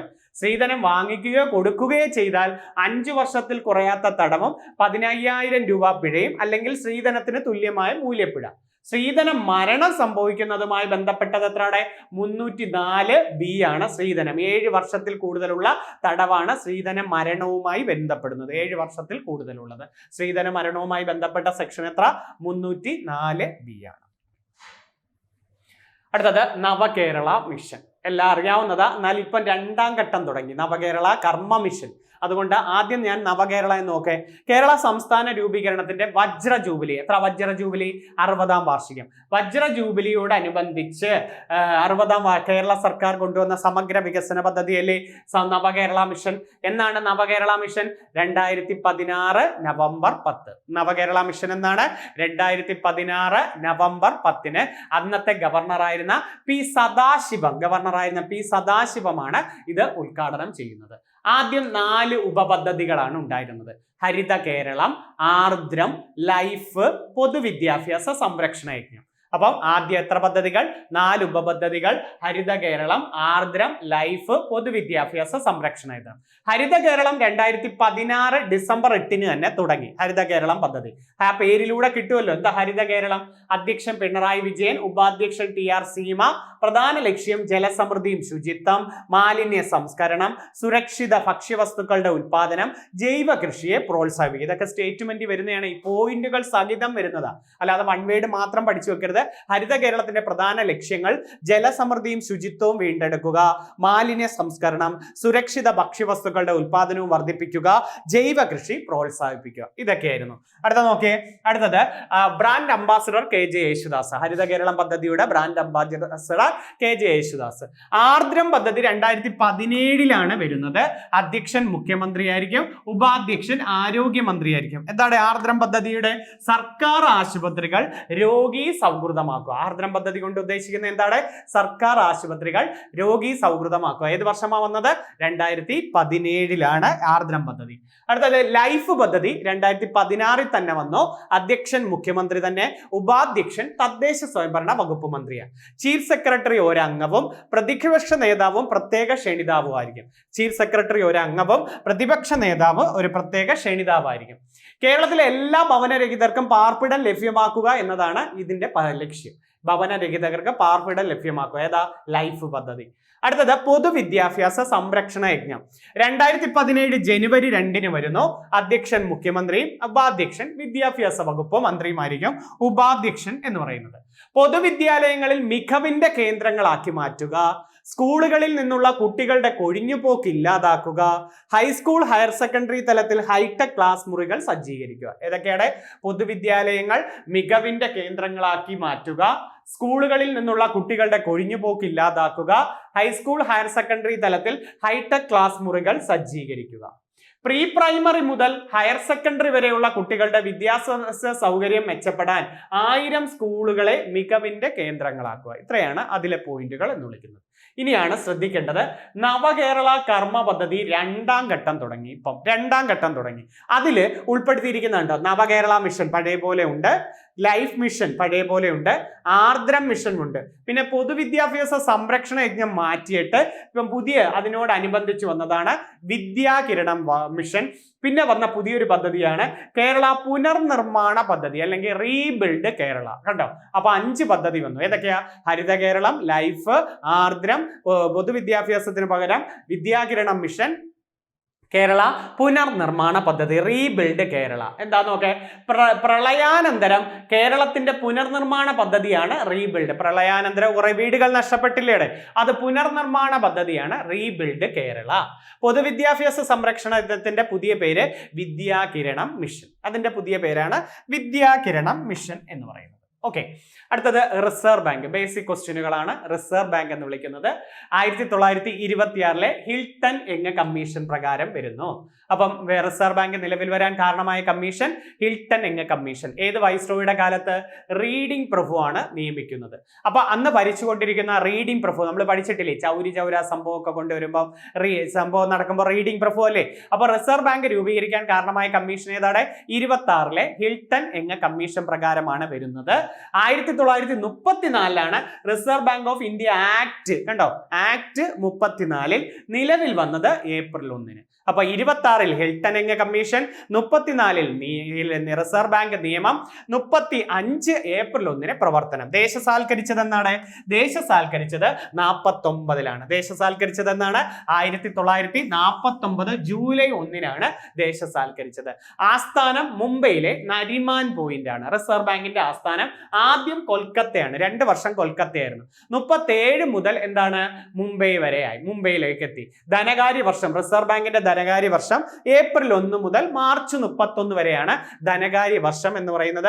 സ്ഥാപിത മൂലധനം 5 കോടി രൂപയായിരുന്നു റിസർവ് ബാങ്കിന്റെ സ്ഥാപിത മൂലധനം. അപ്പൊ 26 ഹിൽട്ടൺ യങ് കമ്മീഷൻ പ്രകാരം വന്നു, 34 ആക്ട് വരുന്നു, 35 പ്രവർത്തനം തുടങ്ങുന്നു, 49 ദേശസാൽക്കരിക്കുന്നു, ആസ്ഥാനം മുംബൈയിലെ നരിമാൻ പോയിന്റ്, 37 വരെ ആസ്ഥാനം നമ്മുടെ കൊൽക്കത്തയായിരുന്നു. ധനകാര്യ വർഷം ഏപ്രിൽ 1 മുതൽ മാർച്ച് 31 വരെ. സ്ഥാപിത മൂലധനം ഏതാണ്? 5 കോടി രൂപ. ആദ്യ ഗവർണർ ഓസ്ബോൺ അറക്കൽ സ്മിത്ത് ആണ്. റിസർവ് ബാങ്കിന്റെ ആദ്യ ഗവർണർ ആരാണ്? ഓസ്ബോൺ അറക്കൽ സ്മിത്ത് ആണ്. രണ്ടാമത്തെ ഗവർണർ ജെയിംസ് ടൈലർ. നോട്ടിൽ ഒപ്പുവെച്ച ആദ്യത്തെ ഗവർണറും ജെയിംസ് ടൈലർ അല്ലേ. കറൻസി നോട്ടിൽ ഒപ്പുവെച്ച ആദ്യ ഗവർണറും ജെയിംസ് ടൈലർ ആണ്. ഇന്ത്യക്കാരനായ ആദ്യ ഗവർണർ CD ദേശ്മുഖ് ആയിരുന്നു. ഇന്ത്യക്കാരനായ ആദ്യ റിസർവ് ബാങ്കിന്റെ ഗവർണർ ആരാണ്? CD ദേശ്മുഖ് ആണ് ഇന്ത്യക്കാരനായ ആദ്യത്തെ റിസർവ് ബാങ്ക് ഗവർണർ ആരെന്ന് ചോദിച്ചിട്ടുണ്ട്. ഗവർണർ ആയ ശേഷം പ്രധാനമന്ത്രിയായ വ്യക്തി ഡോക്ടർ മൻമോഹൻ സിംഗ് ആണ് റിസർവ് ബാങ്കിൽ ഗവർണർ ആയിട്ട്. നിലവിലെ ഗവർണർ 25ാമത്തെ വ്യക്തിയായ ശക്തികാന്ത ദാസ്. അപ്പൊ ഇപ്പോഴത്തെ റിസർവ് ബാങ്ക് ഗവർണർ ആരാ? ശക്തികാന്ത ദാസ് 25ാമത്തെ വ്യക്തിയാണ്. റിസർവ് ബാങ്ക് ഗവർണർ ആകുന്ന ആദ്യ റിസർവ് ബാങ്ക് ഉദ്യോഗസ്ഥൻ M നരസിംഹമാണ്. നരസിംഹം കമ്മീഷൻ നമ്മൾ പഠിച്ചിട്ടില്ലേ? ബാങ്കിംഗ് പരിഷ്കരണം, റീജിയണൽ റൂറൽ ബാങ്കുകൾ നിലവിൽ വരാൻ കാരണമായ കമ്മീഷൻ നരസിംഹം കമ്മീഷൻ അല്ലേ. അപ്പൊ റിസർവ് ബാങ്ക് ഉദ്യോഗസ്ഥനായിട്ട് ഗവർണർ ആകുന്ന ആദ്യത്തെ വ്യക്തി M നരസിംഹമാണ്. റിസർവ് ബാങ്കിന്റെ ആദ്യത്തെ ചീഫ് ഫിനാൻഷ്യൽ ഓഫീസർ സുധാ ബാലകൃഷ്ണനും ബാങ്ക് ഡെപ്യൂട്ടി ഗവർണർ ആകുന്ന ആദ്യ വനിത KJ ഉദേശിയുമാണ്. അപ്പം ആദ്യത്തെ ചീഫ് ഫിനാൻഷ്യൽ ഓഫീസർ ആയിട്ട് സുധാ ബാലകൃഷ്ണൻ, ഡെപ്യൂട്ടി ഗവർണർ ആകുന്ന ആദ്യ വനിത KJ ഉദേശി. ഏറ്റവും കൂടുതൽ കാലം ഗവർണർ ബെനഗൽ രാമറാവു ആണ്. റിസർവ് ബാങ്കിന്റെ ഏറ്റവും കൂടുതൽ കാലം ഇരുന്നത് ബെനഗൽ രാമറാവു. റിസർവ് ബാങ്ക് ചിഹ്നത്തിൽ കാണപ്പെടുന്ന മൃഗം കടുവ. റിസർവ് ബാങ്കിന്റെ ചിഹ്നത്തിൽ കാണപ്പെടുന്ന വൃക്ഷം എണ്ണപ്പന. ഇതൊന്നും കൂടുതൽ പറയണ്ട, ഒരുവിധം എല്ലാം പഠിച്ചു കാണുമെന്നറിയാം. ഏറ്റവും ഇമ്പോർട്ടന്റ് പ്രധാന ധർമ്മങ്ങൾ നോക്കേ: നോട്ടച്ചടിച്ചിറക്കൽ, ബാങ്കുകളുടെ ബാങ്ക്, വായ്പാ നിയന്ത്രകൻ, വിദേശ നാണയത്തിന്റെ സൂക്ഷിപ്പുകാരൻ, കേന്ദ്ര സംസ്ഥാന സർക്കാരുകളുടെ ബാങ്ക്. അപ്പൊ പ്രധാന ധർമ്മങ്ങൾ: ഒന്ന് നോട്ടച്ചടിച്ചിറക്കൽ, ബാങ്കുകളുടെ ബാങ്കായിട്ട് അറിയപ്പെടുന്നു, വായ്പാ നിയന്ത്രകൻ, വിദേശ നാണയത്തിന്റെ സൂക്ഷിപ്പുകാരൻ, കേന്ദ്ര സംസ്ഥാന സർക്കാരുകളുടെ ബാങ്കായിട്ട് അറിയപ്പെടുന്നത് ഏതാണ്? നമ്മുടെ റിസർവ് ബാങ്ക് ആണ്. ഓർത്തു വെച്ചിരിക്കാം. പണസപ്ലൈയുടെ നിയന്ത്രകൻ, ഒരു ധർമ്മം കൂടെ, പണസപ്ലൈയുടെ നിയന്ത്രകൻ. ഈ നിയമപ്രകാരം ഇന്ത്യയിൽ പരമാവധി അച്ചടിക്കാൻ കഴിയുന്ന കറൻസി നോട്ടിന്റെ മൂല്യം 10,000 രൂപയാണ് കേട്ടോ, പരമാവധി അച്ചടിക്കാൻ. സാമൂഹ്യ ബോധവൽക്കരണ പ്രചരണ പരിപാടികളുടെ അംബാസിഡർ അമിതാഭ് ബച്ചനാണ്. റിസർവ് ബാങ്കിന്റെ സാമൂഹ്യ ബോധവൽക്കരണ പ്രചരണ പരിപാടിയുടെ അംബാസിഡർ അമിതാഭ് ബച്ചനാണ്. അന്താരാഷ്ട്ര നാണയനിധി ഉണ്ടല്ലോ, IMF-നെ, ഇന്റർനാഷണൽ മോണിറ്ററി ഫണ്ടിനെ ഇന്ത്യയിൽ നിന്നും പ്രതിനിധീകരിക്കുന്നത് റിസർവ് ബാങ്കുകാരാണ്. റിപ്പോ നിരക്ക് എന്താണെന്ന് ചോദിക്കാം. റിപ്പോ നിരക്ക് രാജ്യത്തെ കേന്ദ്ര ബാങ്ക് മറ്റ് വാണിജ്യ ബാങ്കുകൾക്ക് വായ്പ നൽകുന്നത്. Very very important. റിപ്പോ എന്തായിരുന്നത്? രാജ്യത്തെ കേന്ദ്ര ബാങ്ക്, നമ്മുടെ റിസർവ് ബാങ്ക്. മറ്റ് വാണിജ്യ ബാങ്കുകൾക്ക് വായ്പ നൽകുന്നത് റിപ്പോ നിരക്ക്. പണപ്പെരുപ്പ സമയത്ത് റിപ്പോ നിരക്ക് വർദ്ധിക്കുകയും പണച്ചുരുക്ക സമയത്ത് റിപ്പോ നിരക്ക് കുറയുകയും ചെയ്യണം. പോയിന്റ് ശ്രദ്ധിച്ചോണേ. പണപ്പെരുപ്പം ആകുമ്പോൾ കൂടും, പണച്ചുരുക്കം ആകുമ്പോൾ അത് കുറയും. അടുത്ത എന്താ? റിപ്പോ നിരക്ക് ബാങ്ക് നിരക്കിനേക്കാൾ എപ്പോഴും കുറവായിരിക്കും. അടുത്ത റിവേഴ്സ് റിപ്പോ നിരക്ക് എന്താണ്? റിസർവ് ബാങ്ക് രാജ്യത്തിനുള്ളിലെ വാണിജ്യ ബാങ്കുകളിൽ നിന്ന് വാങ്ങുന്ന വായ്പകൾക്ക് നൽകുന്ന പലിശ. റിസർവ് ബാങ്ക് രാജ്യത്തിനുള്ളിലെ വാണിജ്യ ബാങ്കുകളിൽ നിന്ന് വാങ്ങുന്ന വായ്പകൾക്ക് നൽകുന്ന പലിശയാണ് റിവേഴ്സ് റിപ്പോ നിരക്ക്. പണപ്പെരുപ്പ സമയത്ത് റിവേഴ്സ് റിപ്പോ നിരക്ക് വർദ്ധിപ്പിക്കുന്നു. റിവേഴ്സ് റിപ്പോ നിരക്ക് വർദ്ധിക്കുക, മറ്റേതിന്റെ കണക്ക് തന്നെ. പണച്ചുരുക്ക സമയത്ത് കുറയ്ക്കുക. അടുത്തത് തുറന്ന വിപണി പ്രവർത്തനം. എന്താണ് കേന്ദ്ര ബാങ്കിന്റെ ഇങ്ങനൊരു പ്രവർത്തനം? തുറന്ന വിപണി പ്രവർത്തനം. കേന്ദ്ര ബാങ്ക് ഗവൺമെന്റ് ഓഹരികൾ, കടപ്പത്രങ്ങൾ വിപണിയിൽ വിൽക്കുകയും വാങ്ങുകയും ചെയ്യുന്ന പ്രവർത്തനങ്ങളെ തുറന്ന വിപണി പ്രവർത്തനങ്ങൾ എന്ന്. കേന്ദ്ര ബാങ്ക് ഗവൺമെന്റ് ഓഹരികൾ, കടപ്പത്രങ്ങൾ വിപണിയിൽ വിൽക്കുകയും വാങ്ങുകയും ചെയ്യുന്നത് തുറന്ന വിപണി പ്രവർത്തനങ്ങൾ. ഇനി അടുത്തത് ആപ്ലിക്കേഷൻ സോഫ്റ്റ്വെയറും സിസ്റ്റം സോഫ്റ്റ്വെയറും. എക്സാമ്പിൾ ആ ചൂടെല്ലാം കണ്ടിട്ടുള്ളത്, അതുകൊണ്ട് ഞാൻ ജസ്റ്റ് ഒന്ന് എഴുതിയത്. ആപ്ലിക്കേഷൻ സോഫ്റ്റ്വെയർ എന്ന് പറഞ്ഞാൽ പ്രത്യേക ആവശ്യങ്ങൾക്കായിട്ട് വികസിപ്പിച്ചെടുത്ത കമ്പ്യൂട്ടറിനെ എന്ത് വിളിക്കാം? കമ്പ്യൂട്ടർ പ്രോഗ്രാമാണ് ആപ്ലിക്കേഷൻ സോഫ്റ്റ്വെയർ. അപ്പൊ പ്രത്യേക ആവശ്യങ്ങൾക്കായിട്ട് വികസിപ്പിച്ചെടുത്ത കമ്പ്യൂട്ടർ പ്രോഗ്രാം ഏതാ? Application software. Microsoft Word, Excel, PowerPoint, Libre. കേട്ടോ, വെരി വെരി ഇമ്പോർട്ടന്റ്. ഉദാഹരണം പഠിക്കണേ. Microsoft Word, Excel, PowerPoint, Libre, office writer, Tally, GIMP, spreadsheet, Impress തുടങ്ങിയതെല്ലാം ഏതിനാണ്? നമ്മുടെ സോഫ്റ്റ്വെയറിന് ഉദാഹരണമാണ്. പൊതുവായ ആവശ്യങ്ങൾക്ക് ഉപയോഗിക്കുന്ന ആപ്ലിക്കേഷനെ സിസ്റ്റം സോഫ്റ്റ്വെയർ. അപ്പൊ പ്രത്യേക ആവശ്യങ്ങൾക്ക് ഏതായിരുന്നു? ആപ്ലിക്കേഷൻ. പൊതുവായ ആവശ്യങ്ങൾക്ക് ഉപയോഗിക്കുന്നത് സിസ്റ്റം സോഫ്റ്റ്വെയർ ആണ്, ആപ്ലിക്കേഷൻ സോഫ്റ്റ്വെയർ ആണ്. പ്രോസസ്സറുകൾ, spreadsheet application, presentation software, database software. System software കമ്പ്യൂട്ടറിന്റെ പ്രവർത്തനങ്ങൾ നിയന്ത്രിക്കുന്നതിനായി രൂപകൽപ്പന ചെയ്ത ഒരു കൂട്ടം പ്രോഗ്രാം.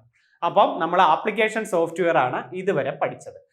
പൊതുവായി ആവശ്യങ്ങൾക്ക് ഉപയോഗിക്കുന്ന ആപ്ലിക്കേഷൻ സോഫ്റ്റ്വെയറിലെ വേർഡ് പ്രോസസ്സർ വരാം, സ്പ്രെഡ്ഷീറ്റ് ആപ്ലിക്കേഷൻ വരാം, പ്രസന്റേഷൻ സോഫ്റ്റ്വെയർ വരാം, ഡേറ്റാബേസ് സോഫ്റ്റ്വെയർ വരാം.